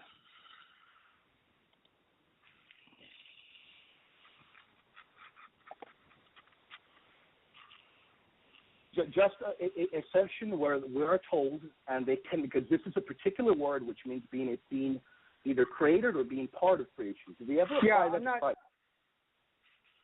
No, I'm not gonna say that it's, because I've never studied it to give you a good answer right now. But I was going to show you somewhere where it had something that was kind of correlated with that. But okay, I'll move on. I know time goes by real fast. So I want to go right back to Irenaeus in Against Heresies 4:20, and I'm going to read it out loud so you can turn it right away. For with him the Father were always present, the Word and wisdom, the Son and the Spirit. Excuse me. By whom and in whom, freely and spontaneously, he made all things. To whom also he speaks, saying, "Let us make man in our image and likeness." Mr. Rodriguez, the words with him, always present. What do those words mean? Oh, yeah. That one is a really good question, because that one I wouldn't have to concede. I read that and I was kind of confused on how that would fit in, and I think that has some problems for Arianism in a sense, but always with him can be and is problematic, and I will admit, because I want to be honest and I want to search these out for sure. But and I commend you for that. Oh yeah, definitely. But always, in my opinion, and this is the only thing that I can come up with, which is the same with eternity, that always with him may not necessarily mean into eternity past, because there is a begottenness of the Son, but I think it might be in the perspective of creation, that he has always been with the Father, but not necessarily saying that he doesn't have a beginning. And that's how I read that. But it's a very interesting assembly of words, and I'd like to look at it more in the Greek. But given that Irenaeus himself used homoousios and understood it very well and used it against the Gnostics, he never uses it for his own doctrine. So I cannot accept that he's talking about Jesus being a consubstantial being with the Father. And so that cannot mean, even if I don't understand it, cannot mean that it's in a co-eternal, consubstantial way. It has to, at least in any terminology, mean two gods who have eternally existed always with each other, if anything, because there's no consubstantial understanding in there. Mr. Rodriguez. So it's either that, which is unscriptural, or it means that he does have a beginning, but he's always been with him since his inception. Okay, Mr. Rodriguez, I understand that you have problems with it first. but let me try and break it up a little bit here. Irenaeus is talking about the Father, and then hold on. said, you're asking me questions, right? Or you're not just explaining what you want? No. Right? I'm exactly. I'm going to ask you a question, Mr. Rodriguez. In Irenaeus, it says, "For with him," referring to the Father, "were always present the Word and wisdom." You do well. Let me try and break this down. The Father is one person. Am I correct? Yeah. The Word and wisdom, which we're told is the Son and the Spirit, those would be two other persons, right? No, they not wouldn't be. be. Okay, Not so that the Word and the wisdom would be two different persons. You're saying that the wisdom and that the Word are two different beings? It says the Son and the Spirit. It's actually I know where it goes. I know it goes into talking about how the two cherubim, I believe, or something like that. My only question is this: how many people are there in this passage? You see the Father, the Son, and the Spirit. You have various different articles: the and the. The Son, the Father, the Spirit. How many persons are those? 3. There's 3. Those are 3 persons. When is it? What is it speaking about when it says, "Let us make man in our image and likeness"? When did talking this about occur? creation. Talking about creation. Then my next question would be to move on to. You actually don't want to talk about Tertullian, am I correct? Hold on. You can't just make a statement and just ask me what. Can I make a little bit more? Yeah. Can I? What's the statement? Okay. Okay. Well, let me just say that with that, there's an Arian Trinity. So you believe in the there's Trinity, not a problem. Arianism. I believe in a Trinity, not the same Trinity that you have. I believe that. Okay. Arius said that there's a triad. So it's Arian. It's an Arian doctrine. It's not that there's only one Trinity that Catholics hold. There's a Trinity that Arians hold.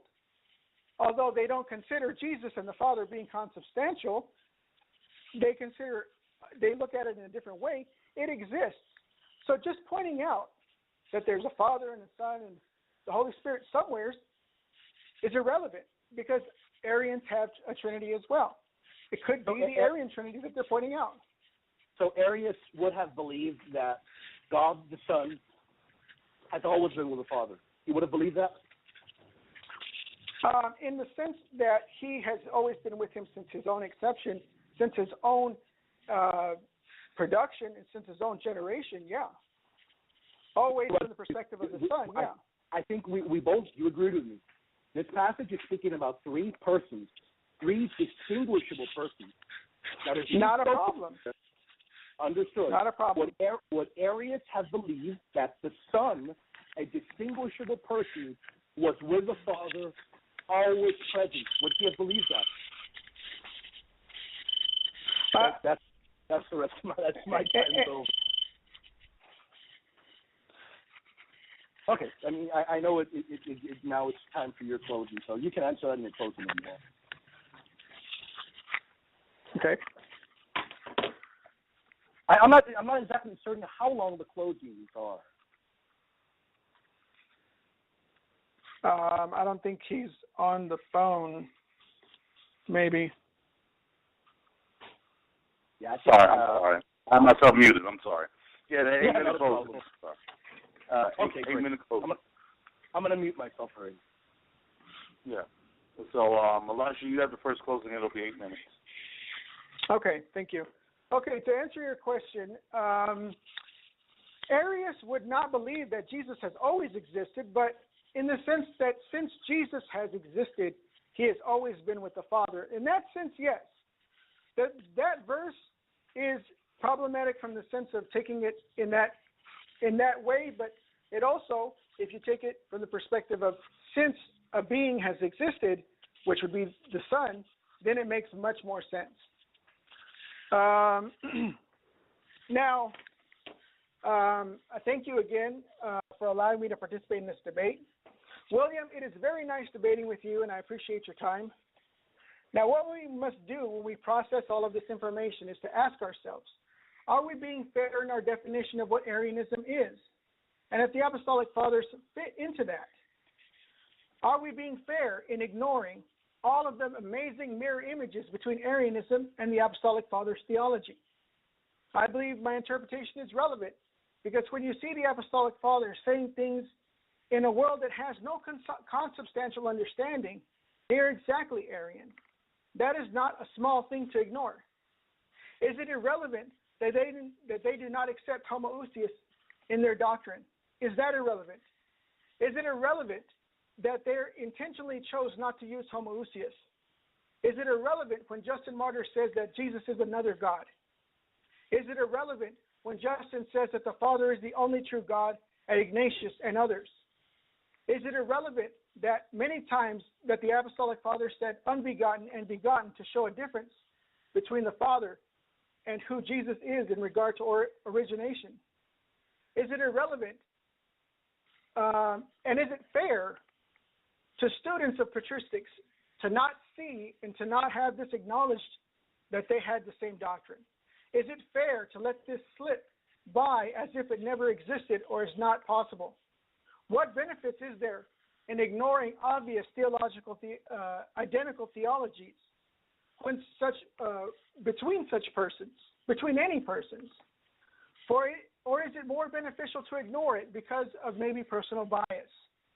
I believe that this is not acceptable, that this is not something that we should do.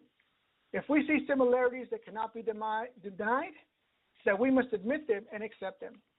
Not come up with descriptions for the sole purpose of alienating them from a group that is despised. So how do we choose between competing opinions? Were they Arian or were they not? Were they Trinitarian? We find out that by looking at the evidence, being honest, giving an honest interpretation that makes sense, not through the lens of bias, but through the lens of seeking only truth. Raymond Brown is a credible scholar because he is willing to admit that things that are not beneficial to his doctrine, because he is out to portray the truth, regardless of what it is. And we must strive to be that objective when we see what we see. Another God, next to God, second after God, the power second after God. These things are absolutely Arian, and we must not ignore them. In the early church, it was very easy for them to pick an Arian out. They said, oh, you said that Jesus is second? You're an Arian. Oh, you're saying another God? You're an Arian. You're saying all of these things that they say. When Irenaeus says that the substance of Jesus is come about by divine power, he's saying that the substance that Jesus is has come into existence, not that it came from the Father. That is purely Arian. And so when we check through the Apostolic Fathers, use that knowledge that there is no consubstantial ideas here, like Raymond Brown agrees. There is no triunity or biunity there. So when you read it, it's clear what they mean, that it's pure Arianism. Never do they say that. Never do they articulate a triunity. Are we to assume that that's irrelevant? I think not. The Apostolic Fathers are Arian. And if you study with an honest eye, with a critical eye, that's what you're going to find.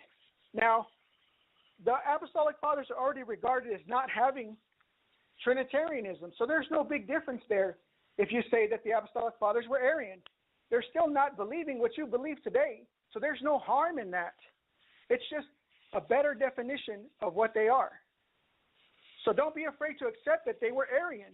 It's not a big deal. It's not going to hurt your theology. It's not going to change your life. It's just going to show that they were wrong in this way if you believe that. And for Arians, that they were right. But we must be honest about it. Don't let fear of the truth catechize you to where you're not able to do and accept the truth for what it is. Homoousion only used 19 times in the first century and the second century, and never, never, never for the Christian doctrine. Although it was used by the Apostolic Fathers. That's the easiest word that they could have used to describe what William is trying to say. But it's not there, even though they had it. It's like saying they used the word Trinity but never used Trinity for themselves. That's amazing. Why would they never use the word Trinity for themselves? Or if they said car, it's a verse term, but in here they never use the word car. It's amazing. It is the easiest term to use, and it is the one that Nicaea decided on. And that's not significant? I think it's very significant. And I think that with honest eyes, you will see that the Apostolic Fathers are Arian, that they are Unitarian, which is Arianism. And that's the balance of my time there. I'll release. Okay. All right, William. Well, you can go ahead and continue with your closing now. I will begin now then. Okay. I urge the listening audience to listen carefully. What was presented today were two sharply distinct positions. The quotes for the Fathers say that Christ, again, was begotten, born, all of those that were clearly referring to his incarnate self and not referring to his deity, which they all assert was eternal, must be studied, must be examined carefully. Again, we went over and over and over, Justin telling us that Christ was born without sexual union, and we did not disagree on that. We didn't disagree on that. Because we know that if others are born through sexual union when they come into the world as a human, that he's speaking about his human nature.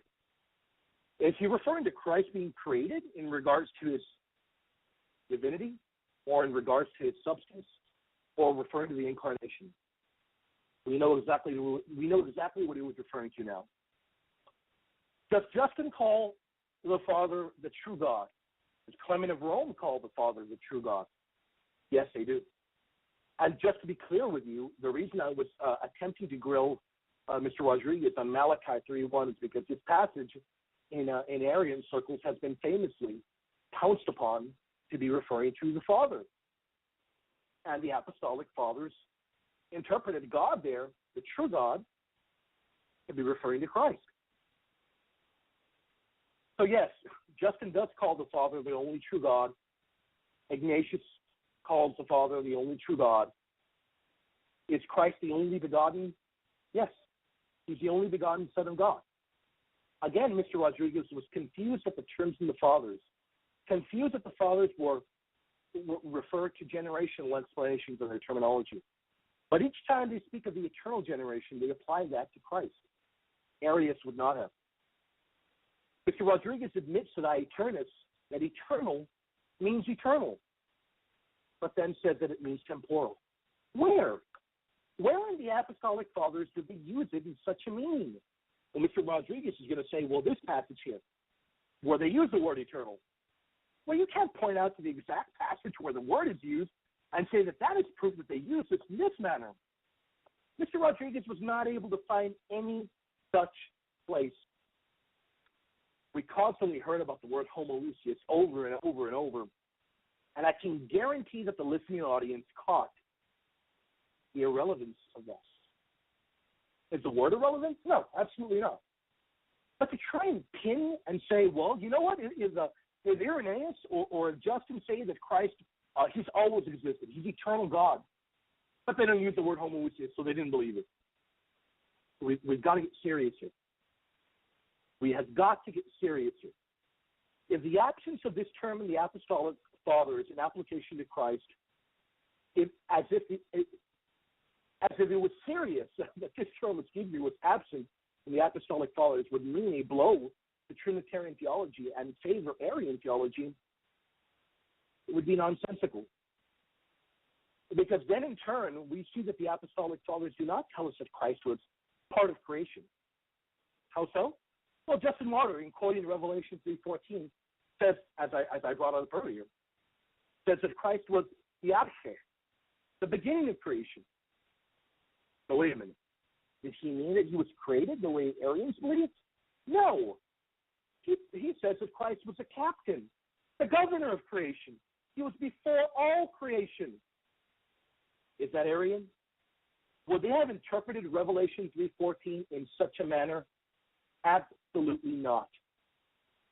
Mr. Rodriguez made the glaring error over and over and over of attempting to say that begotten means Christ was created. They use the term begotten for Christ. The begotten Son of God, he was created. Where in the patristic or biblical Greek did that term ever mean what Mr. Rodriguez wanted it to mean? He was never able to find a meaning. I pointed out how Mr. Rodriguez was confusing this with the Greek term katissis, which would then mean, if we're told, that Christ is part of creation. He was created. It would mean that then, if that was applied to him. And even then, Mr. Rodriguez admitted that he could not find the term in any of the fathers applying that to Christ. Mr. Rodriguez says the fathers are Arian, but admitted that he could not explain Irenaeus away. As he admitted, Irenaeus talks about three persons, the Trinity. And what does he tell us? They always existed. Always. You don't need the word homoousios when you have other words that mean eternal. He admits that there's a problem, Mr. Rodriguez does, and he tries to answer it away. And there's a reason why he does this, because Arian theology has no place in the early church. Justin's language, by the way, comes from the Book of Wisdom, which I would challenge Mr. Rodriguez to read. I would challenge him because Arius used that very verse, and he interpreted that verse differently than the Apostolic Fathers did. That should be a shocker to him, that the Apostolic Fathers pounced upon that verse, and Arius, when he came about interpreting it, didn't interpret it the same way. Light from light. Mr. Rodriguez didn't catch the fire analogy. Justin, clearly referencing wisdom, says that Christ was light from light, true God from true God. We're not talking about fire, a regular fire. He's making an analogy. He tells us that Christ's divinity has always and always will be the same. The Greek word monotos. Mr. Rodriguez speaks of terms Nicaea uses, and yes, Justin made his way into the Nicene Creed in this very analogy. Light from light, true God from true God. We must be clear exactly what the fathers are saying. We went over Clement briefly, only briefly. Time was fleeting. We weren't able to go through everybody. Irenaeus, Mathetes, Polycarp, Justin Martyr, Ignatius. We saw Ignatius telling us that the word is eternal. But we're told that it doesn't mean eternal. We're told that Ignatius says eternal, but it must mean temporal. The logic that Arianism is forced to use in order to defend a belief and a mindset that was not present in the early church. The letter of Barnabas and Hermas. No Arianism there. No, none at all. And we must remember, if you cannot find any Arianism, you can't. In Clement of Rome, who calls Christ Yahweh, in Ignatius, in Polycarp, in any of them, in Irenaeus, in individuals that were friends, that were well known to have been close to the apostles, if you cannot find their theology in them, and you have a problem with what they're saying, because I don't have a problem with their theology. If you've got a problem with what they're saying, and there's something wrong with your theology, because all of them believe Christ to have been the captain of creation, to have been the one that brought creation into being. As Justin says, he was before all creation. Older than all his creation, Shepherd of Hermas tells us. And that will conclude my closing statement. And thank you, Mr. Rodriguez and Mr. Estacio, for your time. All right, gentlemen, thank you for such a great debate. What we're going to do is now going to invite callers to ask questions of these two gentlemen. If you have any questions, and if you're listening by PC or by tablet or by iPhone or whatever, the number is 347-934-0379, and press 1 so I can unmute you so you can ask your question. So now is the time to ask that question. And don't wait till the last minute, because the last minute might be too late. You might not be able to get through, because we have 19 minutes for questions. That's not a lot of time. It sounds like a lot of time, but 19 minutes will go very, very fast. 18 minutes. Yeah, it will. So if you don't call now, at least to stay on hold, and if we go over the 2-hour allotment, that's it. You won't be able to get through. So I just want you to know that. That's not my fault. That's how Blog Talk Radio works. I only have 2 hours of airtime. They allow me to go over an hour, but callers can't call in after that for that final hour. So just press 1 if you have any questions that you want to go ahead and entertain. If not, I will go ahead and play devil's advocate and have some questions. So I don't see anyone pressing one. So yeah, I do have a question. In listening to the debate, and it's with Elisha Rodriguez about only begotten. The term only begotten meaning, I think you imply that it means to be created. And you said a few. Well, first of all, I want to tell you, Elisha, that if you have a statement in your book that confuses person for being, I would make sure that you go ahead and revise that, because if you I think Amazon will let them do that for free. They'll let them do that for free, I think. Yeah, because people will think that you don't know what the Trinity really means. I'll be honest. I was very concerned when I read that portion. Yeah, I think you're confusing it with modalism. Yeah, correct. But on the issue of only begotten, Hebrews 11:17 says, "By faith Abraham, when he was tested, offered up Isaac." And you mentioned that Isaac is referred to as Abraham's only begotten son. And he says, "And he who had received the promises was offering up his only begotten son." Now, if only begotten is simply created, you know what? I'm going to defer my question for a minute on hold, because there's a listener who just plopped up and pressed 1, and I will always defer to the callers first. So, yeah. 830, you're on the air. Go ahead and ask away. Just let your question be to both gentlemen or a certain gentleman. The name of the participants is Elisha and William. Let them know who you're addressing. Okay, I have a question for William. Where does Clement call Christ Yahweh? Okay, good. Actually, that's a good question. It is in his first letter to the Corinthians, and that's actually a really good question, because I was attempting to get to that point, but again, in debates, there's such limited time. But in the verse in reference that I was speaking of was where Clement actually quotes Malachi, and the significance of this verse is this verse in the Hebrew and in the Septuagint text, it's referring to Yahweh, and it uses a ha-adon, and in the Septuagint, the whole form is referring to Yahweh as well. And the significance of that is that Clement of Rome, when he does interpret that passage and he pounces on that, he uses it in a Christological manner. And he then says that he then applies Yahweh, he applies that meaning to Christ from Malachi. And again, that was a verse that was disputed, that Athanasius and various fathers had issues with people of Arian persuasion in regards to that verse, which is one thing that I found very significant in Clement, that he uses that verse to basically tell us that he believed Christ, and the early church believed Christ was Yahweh. I hope that answers the heart of your question. She hung up.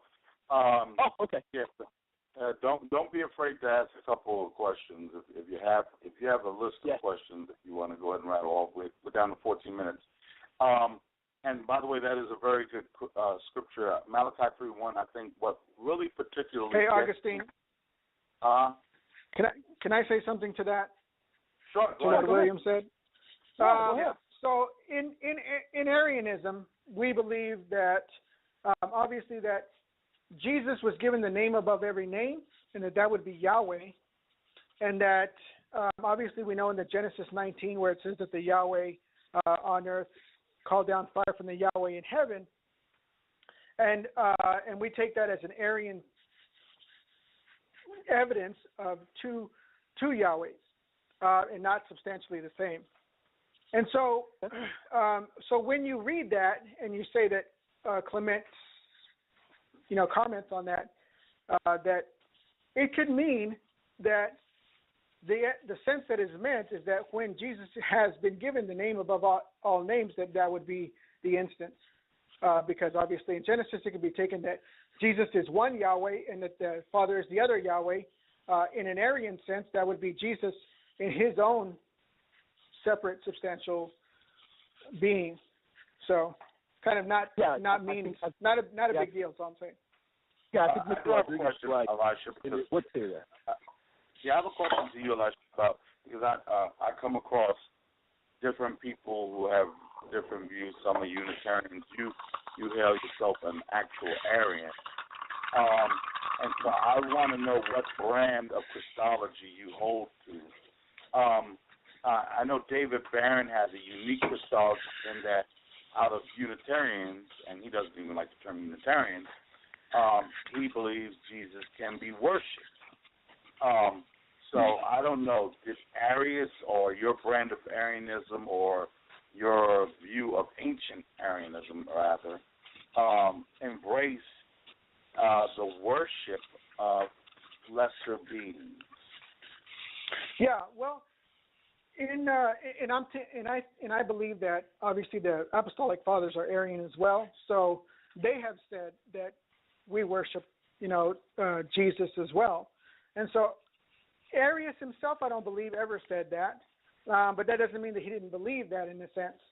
But what I do know is in the sense of when God appointed David, let's say, he's a lesser being. He appointed him to be worshipped in a certain sense, to be honored and to be respected and to be feared in some sort of respect.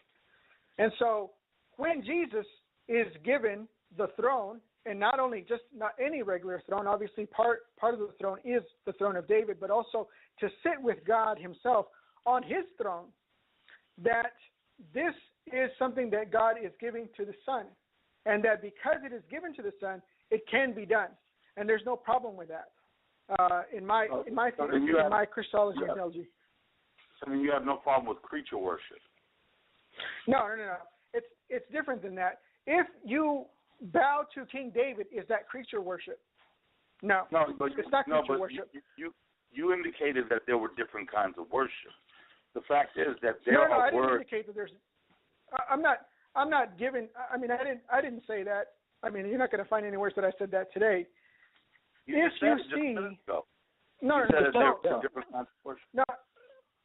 I didn't say different words though. If you have, obviously, when King David is worshipped as king, is that creature worship? Can I answer that real quick? No, because it's not divine worship. Exactly, it's not latreo, it's not latria. Right. We have the Greek word proskuneo there, so he's not worshiping him. I know. That's why I've heard. Do you advocate the fact that Jesus is given divine worship, latria, and so do you advocate creature worship? That's why I asked you that question. Yeah, well, you have to understand what Arius' position was. My position is also that Jesus is not like the other creatures. He is not in the same category as them. He is a God because his Father is the true God. So he is son of the true God. He's still a created person. But if God gives him his throne to sit on, he is rightly there, and it is a right thing if God commands it, if God allows it. And God says to do this for him. Let me put it to you as blunt as possible. If God made 10 pieces of crap, I don't care how high you hold one piece of crap, it's still crap. So I don't care how high. If you put the crap on the throne, it's still crap on the throne. If you put the crap in a cake, it's crap in a cake. So when God exalted Jesus, according to your identification of why he's worshipped, he's still a creature, no matter how high he's exalted. So you advocate. No. He's not just a creature, though. He is by which we are created. There's a difference there. It's not the same thing. But you believe not the in same being thing. created, though. You believe in to be part of creation, though. Yeah. No. I'm let saying me that he is. Caller 830, you're on the air. Yes, I have a question for William. What was your point about the fire and the fathers and the light? Oh, okay, yeah. I think the caller is referencing. Actually, I brought up Justin Martyr, and that actual same point is brought up by Tatian, and it is also brought up, I want to say, actually, yes, by Origen as well. The point in bringing up the fire and the light is the usage from Justin of exotos actually finds its way into the Nicene Creed, because the fathers are making a point. When they say Christ is fire from fire or light from light, they're then connecting that with his divinity, which if you look into the Nicene Creed, you're going to find that Christ is called light from light, true God from true God, and that in turn is taken from the Book of Wisdom, which the Apostolic Fathers applied to Christ in saying that he was eternally generated. So that was the exact point that I was attempting to make with the fire and the light, is that his divinity never changes, and that is what Justin was saying and the other fathers that I attempted to connect that with. I don't know if the caller is still on the line. Yeah, no. She. You know what? She's very smart. She hangs up to listen to the to the response. Yes, so that's true. She has really true good caller etiquette. That's true. That's good caller etiquette. We're down to the last 7 minutes, and so I'm just gonna ask this question about Hebrews 11:17, what I was getting back to. Isaac is referred to as Abraham's only begotten son, and you've indicated that only begotten means created. If only begotten means only created, did Abraham have another son? Well, when it says only created, it means only created under the promise. You mean So yeah, there's only one son. It doesn't mean only created. So then you're saying it doesn't actually mean only created. It means that he is. No, it does mean only created. It does mean only created. It means the only created that was promised by God. That's the only one that was created under the promises of God. Only one, no other. So only begotten means more than just only created. It means only created under the promise of God. That's what you're saying now. Yeah, I'm saying that the meaning is that he is under the promise of God in the sense. Obviously, we know that Paul said that he's the only one that there's the only son of promise. Well, that's when it says only begotten. That's the sense what Greek dictionary does monogenes mean under the promise? Where does that definition come in any Greek dictionary that you can mention? Well, when you look at the root words, mono means only unique. When you look at genes, the root word of that is genomai, right, which means coming into existence. So it means only coming into existence. Coming into existence infers creation. I have no problem with the definition only unique. In fact, some translations say only unique. Or only born. But I'm saying that when it says coming into existence, literally the bare root of that word is coming into existence. So coming into existence means coming into existence. You're saying that it doesn't mean coming into existence. No, it doesn't mean coming into existence. It means only born. Genomai doesn't mean. If you think only born means coming into existence, then I will have to tell you, does a baby exist when it's in the womb and not born? Do you realize that what I said was that the root words that form those words, that genomai means coming into existence. So when it says monogenes is only coming into existence. I understand that, but I understand where geno comes from, but it's monogenes, which means only born or only begotten or that which is being born, but birth doesn't or coming always into imply. existence is another way of saying it. Coming into existence instead of born is another way to say it. It's a form of existence, but it doesn't actually mean coming into existence because a baby exists before it's born. Yeah, but it hasn't always existed. What you're saying is that begotten. When you say begotten, you say that begotten means always existed. So are you saying that babies, that Isaac, though he was begotten, means that he always existed? No, I'm saying that babies have an existence before they're born. Okay, well, when Isaac is said to be begotten, are you saying that he has always existed prior to being born through Sarah? I'm saying he existed before he was born through Sarah. Yeah, absolutely. But before that, before he was conceived in Sarah. Monogenes does not mean only conceived. It doesn't mean no. But what I'm saying is that when you're conceived, in my opinion, when you're conceived, you are born. You're alive at that point. So when you say conceived and birth means I think you're holding two definitions of begotten. One, for humans, it means you're born, you come into existence, and then for the other, you want to say that it means something different. Let's take your definition, coming to existence. The only one that came into existence. Is Isaac the only son that ever came to existence through Abraham? Yeah, by the only one that came through the promises of God, yes. He's the only one that came into existence through Abraham, so Ishmael didn't come to existence? No. I know Ishmael exists. I'm saying under the promises of God, God only promised Isaac. But see, Monogenes doesn't say under the promises of God. No. No, I know it doesn't say that. But we know that it's not going to mean because Isaac exists. I'm sorry, Ishmael exists. Where do you get the definition under the promises of God? And I'm not denying that it doesn't mean that. I'm just saying, where do you get the definition? The strict definition of only begotten has nothing to do with the promises of God. And I agree with that. We know that it doesn't have anything to do with that. But we're talking about the people we're talking about is where I glean that from. Sarah and Abraham. The context is Sarah and Abraham and begotten. So if it's only begotten and Sarah and Abraham, there's only one who was promised to them by God. That's why you have to use the context of the two of the characters in question. Only begotten in its meaning means more than what you said. It means more than. I know, but you're not allowing for the context of the persons involved to add to the meaning of the word. I'm just saying the strict definition of only begotten though has nothing to do. Yeah, but you're not asking that you're not asking the strict definition when you include the verse where it talks about Abraham.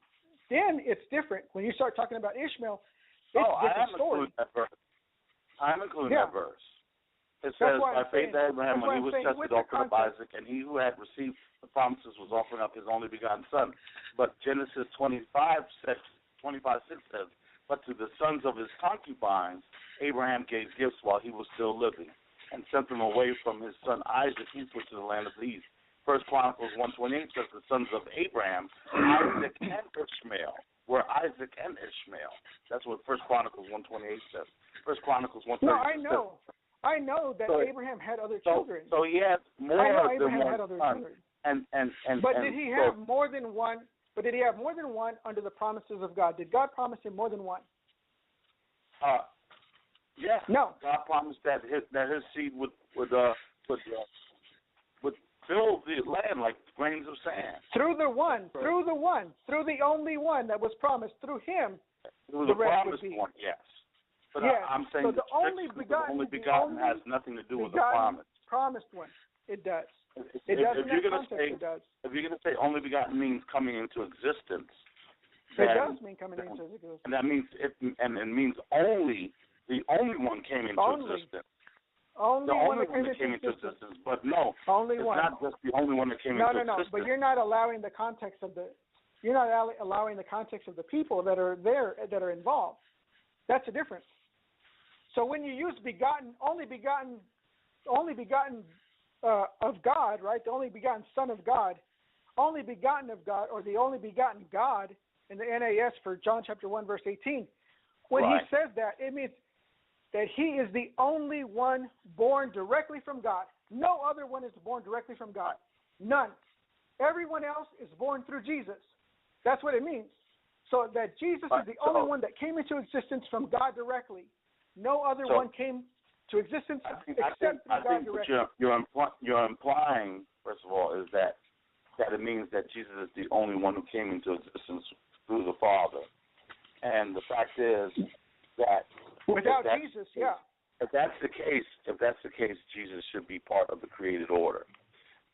But he's not part of the created order. That's your opinion, though. That's the only. That's an opinion. It's not my opinion alone. In fact, it's an opinion of Origin himself.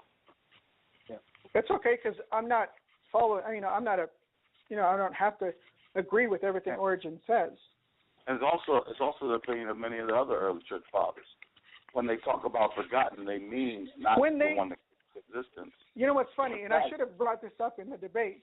When they talk about coming into existence, when they talk about Proverbs 8, that God possessed me or made me at the start of His way, that's a temporal time. And even at Nicaea, they accepted that Proverbs chapter 8 was talking about Jesus. There's no dispute. But it was a interpretation. There was a determination. And so when you see in this, Arius took it as meaning begotten, being born, coming into existence, and the Nicaeans or the Homoousians did not. Homoousians did not accept that. Accepted that, but the Nicaeans didn't. Do you know why they didn't accept it? Because we had to have a false idea. Well, no, because if we were to say that Jesus' wisdom came into existence at a certain time, that means God was wisdomless in eternity. That's the funniest thing, because when we know that when Jesus is called, no, trust me, I'm not saying that. When Jesus is wisdom because He is the epitome of God's wisdom. He is when you look at Jesus, you understand the wisdom of God. Not that God didn't have wisdom, but that who was born was the epitome of wisdom of God. The Bible says that Jesus is the power and the wisdom of God. He is wisdom. You know what's funny about this? You know what's funny about this is that when they talk about how can any created being be described as God's wisdom? God's wisdom is infinite, unless they are infinite themselves. It's obviously. You know what's funny about this Proverbs 8 is because it's talking about certain times before the earth, before this, before that. I was born. Came into existence. Before this, before that. He's talking about moments in time, chronological moments in time. He's saying before this, before this, before this, before this. This is when I came into existence. It's not just an analogy. It's just not a story. It's talking about real time periods. He's talking about real waypoints in time. He came into existence, and let me just read Origen's statement on this, and I think he says it best. He says, therefore, we must believe that wisdom was generated, and this is what we're talking about, the eternal generation of the Son of Generate. No. You're saying eternal, but that's not what he said. He said generation. Hold on. Coming into existence. Let me keep on reading. Let him read it. Let him read it. He was generated before any beginning that can be either comprehended or expressed. And since all the creative power of the coming creation was included in this very existence of wisdom, whether of those things which have an original or of those which have a derived existence. He doesn't have a derived existence, that means. Having been formed beforehand and arranged by the power of foreknowledge on account of these very creatures, which has been described, as it were, and prefigured in wisdom herself, does wisdom say, in the words of Solomon, that she was created the beginning of the ways of God, inasmuch as she contained within herself either the beginnings or forms or species of all creation. Let him then who assigns a beginning to the word or wisdom of God take care that he be not guilty of impiety against the unbegotten Father himself, seeing he denies that he had always been a father and had generated the word and had possessed wisdom in all preceding periods, whether they be called times or ages or anything else that can be so entitled. Basically, God always had wisdom, always had Jesus as his word and wisdom, because to not have so, it would be an impiety to the Father. That means he would have been fatherless. He would have been fatherless that he said, some point. Did he not say that he was formed? It said that he was formed. And that it's saying that he is before anything, anytime, any of those things. That's still, Arian said that Jesus having was been formed beforehand, arranged by the power of foreknowledge on account of these very creatures which have been described. That is that. Yeah, basically, he's before. He's before, but it doesn't mean that he didn't have a beginning. They use the word form. He used the word form, and he used the word generated. He's actually saying what Proverbs 8:22 says. He's saying that wisdom was formed in the fact that it was planning and arranging things. That is, wisdom is born only in that it arranges or. So when he says formed, for example, you're ignoring the word formed. You're ignoring the word generated. Oh, I'm not ignoring those words. He's saying that wisdom was generated before any beginning. That means wisdom was before any beginning. Any beginning. Now, let me say, he's formed before. Before any beginning means before time, before the earth, before the light, before any of the beginning of any of those things. He was formed before those things. Not saying that he doesn't have a beginning. He's saying that he was formed before those beginnings. Beginning of anything. Meaning that he's the firstborn of all creation. No, he says, let him who assigns a beginning to the word or wisdom of God take care that he be not guilty of impiety against the unbegotten Father himself. That is to say that wisdom and the word of God had a beginning would be impious against the very person of the Father. Why? And then he tells us why. Seeing he denies that he had always been a father, and had generated the word, and had possessed wisdom in all preceding periods. This is exactly what I said. To imply that wisdom it's to say that God was stupid at one point in time. It's literally an offensive stuff. We're not saying that. You're not saying that, though. We say the same thing that he's saying, only the way you're taking it is that we're saying that God didn't have any wisdom. Well, when I said that Jesus is the epitome of wisdom, is the epitome of God's wisdom, am I saying that God didn't have any wisdom? No, that's not what I'm saying. That's not what I'm saying. And that's the difference. See, you're saying he's the epitome of wisdom, and the Bible doesn't say he's the epitome of wisdom. It says he is wisdom herself. That is correct. That is where homoousios comes from. That's why we say that Jesus is of the same substance of the Father, because he is the personification. That's precisely why I was bringing up Hebrews 1:3 as well, because it directly harkens to the wisdom of Solomon, chapter 7, where it's exactly referring to Christ. Yeah, which Irenaeus says a great deal about it also. Obviously, we know that Arianism is not the topic of this debate, but if we're going to go into all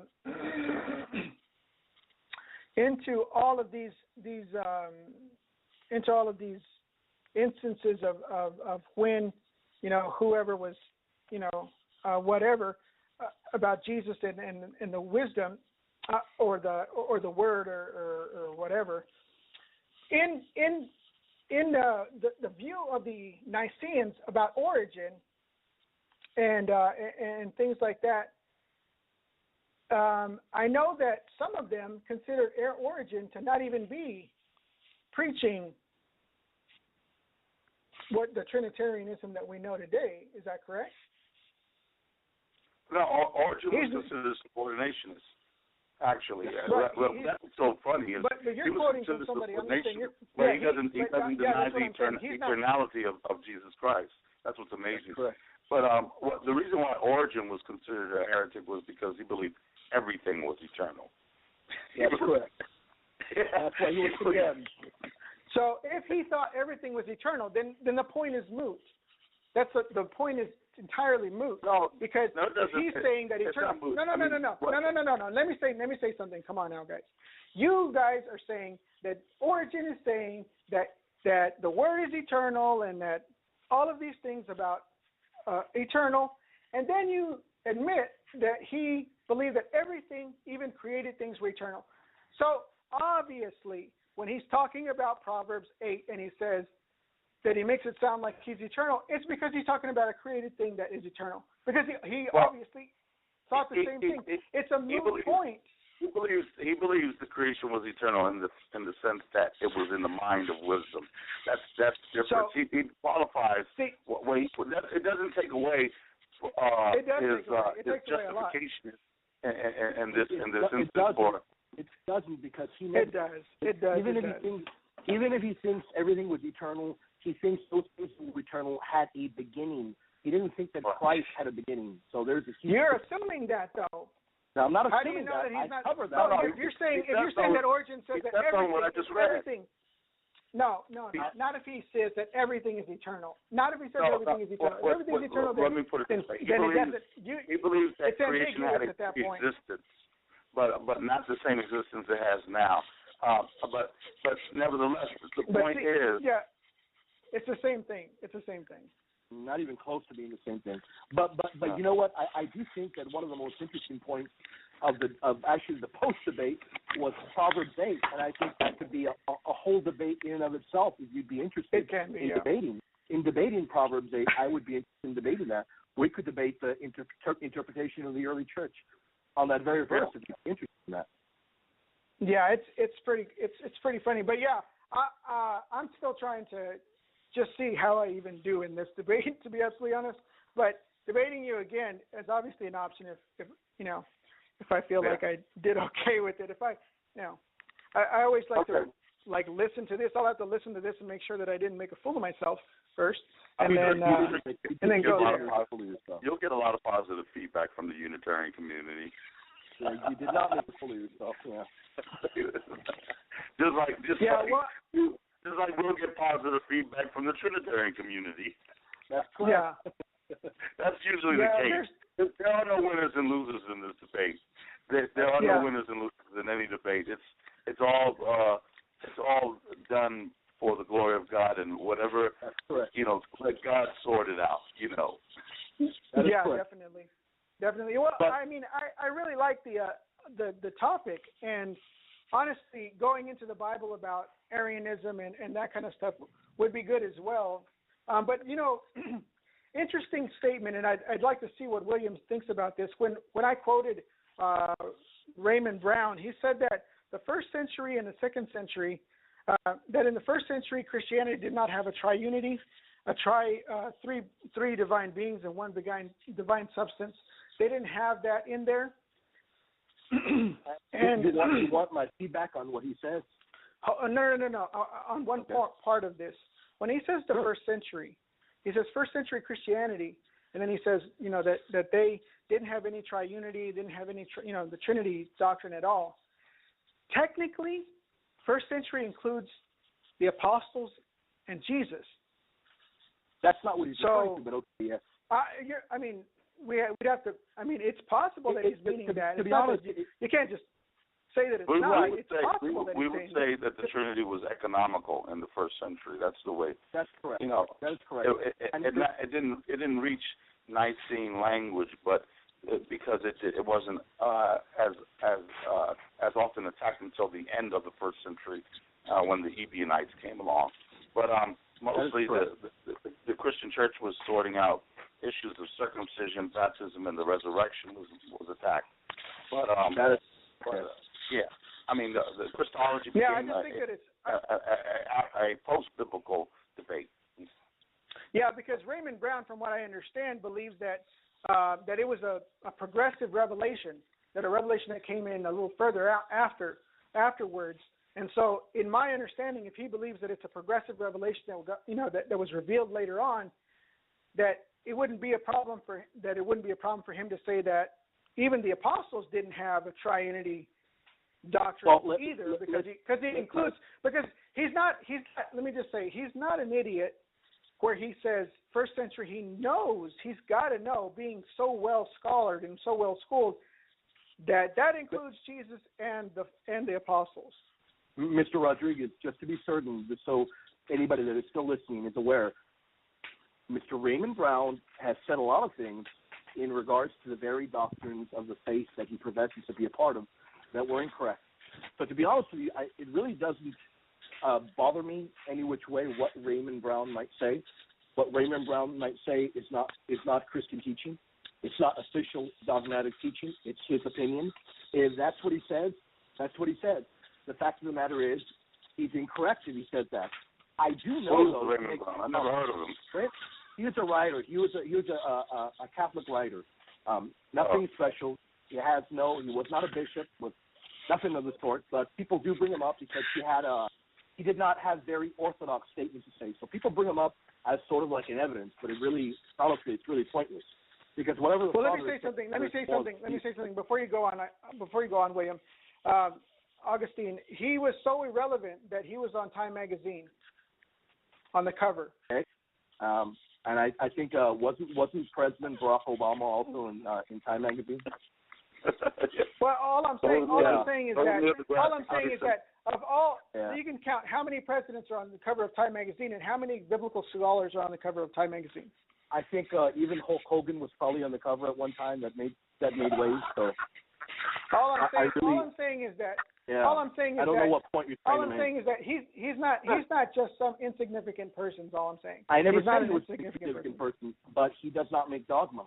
There's a very big difference. Yeah. If he wants to say something, it's incorrect. And believe me, if Time magazine has a scholar on its cover, it's usually because they're absolutely liberal.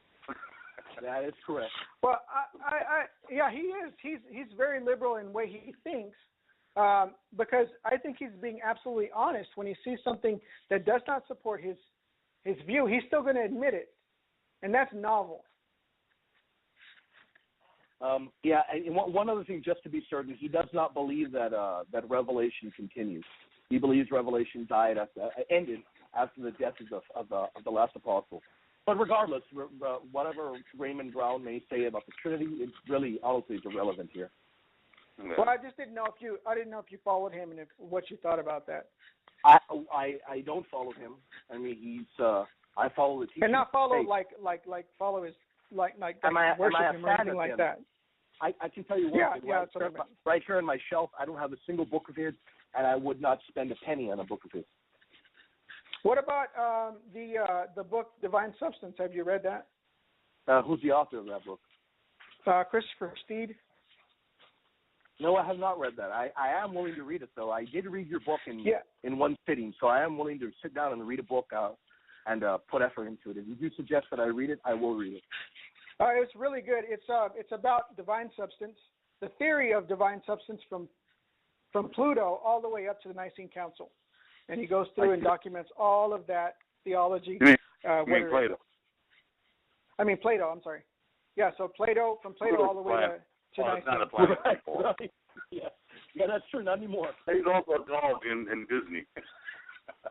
Yeah, I'm sorry.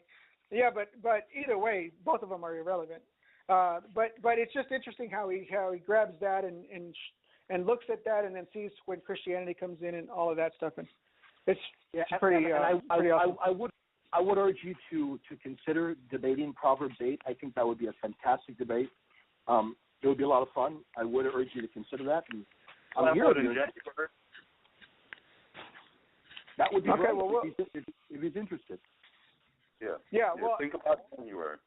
I will. I'll think about it for sure. This will definitely not be my last debate for sure. I think it went well. I think it went well. So I have no problems with you coming back on, Elisha, except for the fact that there's a lot of paper. It sounds like you're writing the whole time. Yeah, it does. There's a lot of feedback on your end. Yeah. Oh well, I am writing everything you say. I'm writing down. I'm swimming in newspapers. I'm just swimming in it all. Because we're going to this will be available on iTunes, I believe, right? Yeah, no. I was writing it down. To rebut you. Oh, I see. Okay. Yeah, my memory is not that great, so I'm gonna just write it down. Not a problem. All right. Yeah. Cool. Well, that we're actually well over time, and I see somebody on here. So if you want to ask a question, go ahead and do it now. But we're about to get off the air, so just press 1. But if not, then we're cool. We can go ahead and enjoy our Hallows Eve, and I got a Harvest Festival to attend at 6:00, and a sermon to preach tomorrow. So everyone, tomorrow 4:00 Eastern Time, Henson. Tuesday, don't forget 5:30. Wednesday, Bible study at 7:00. Next week is going to be a retelecast of David Reed, who authored 12 books on the Jehovah's Witnesses. He's a former Jehovah's Witness elder. I think his most famous book is called Blood on the Altar, Confessions of a Jehovah's Witness Minister. So you'll get to hear that next week at 12:00. So other than that, you all have a great week, and we'll see you next week on Healing X Outreach. You all have a blessed day. Bye-bye. Bye.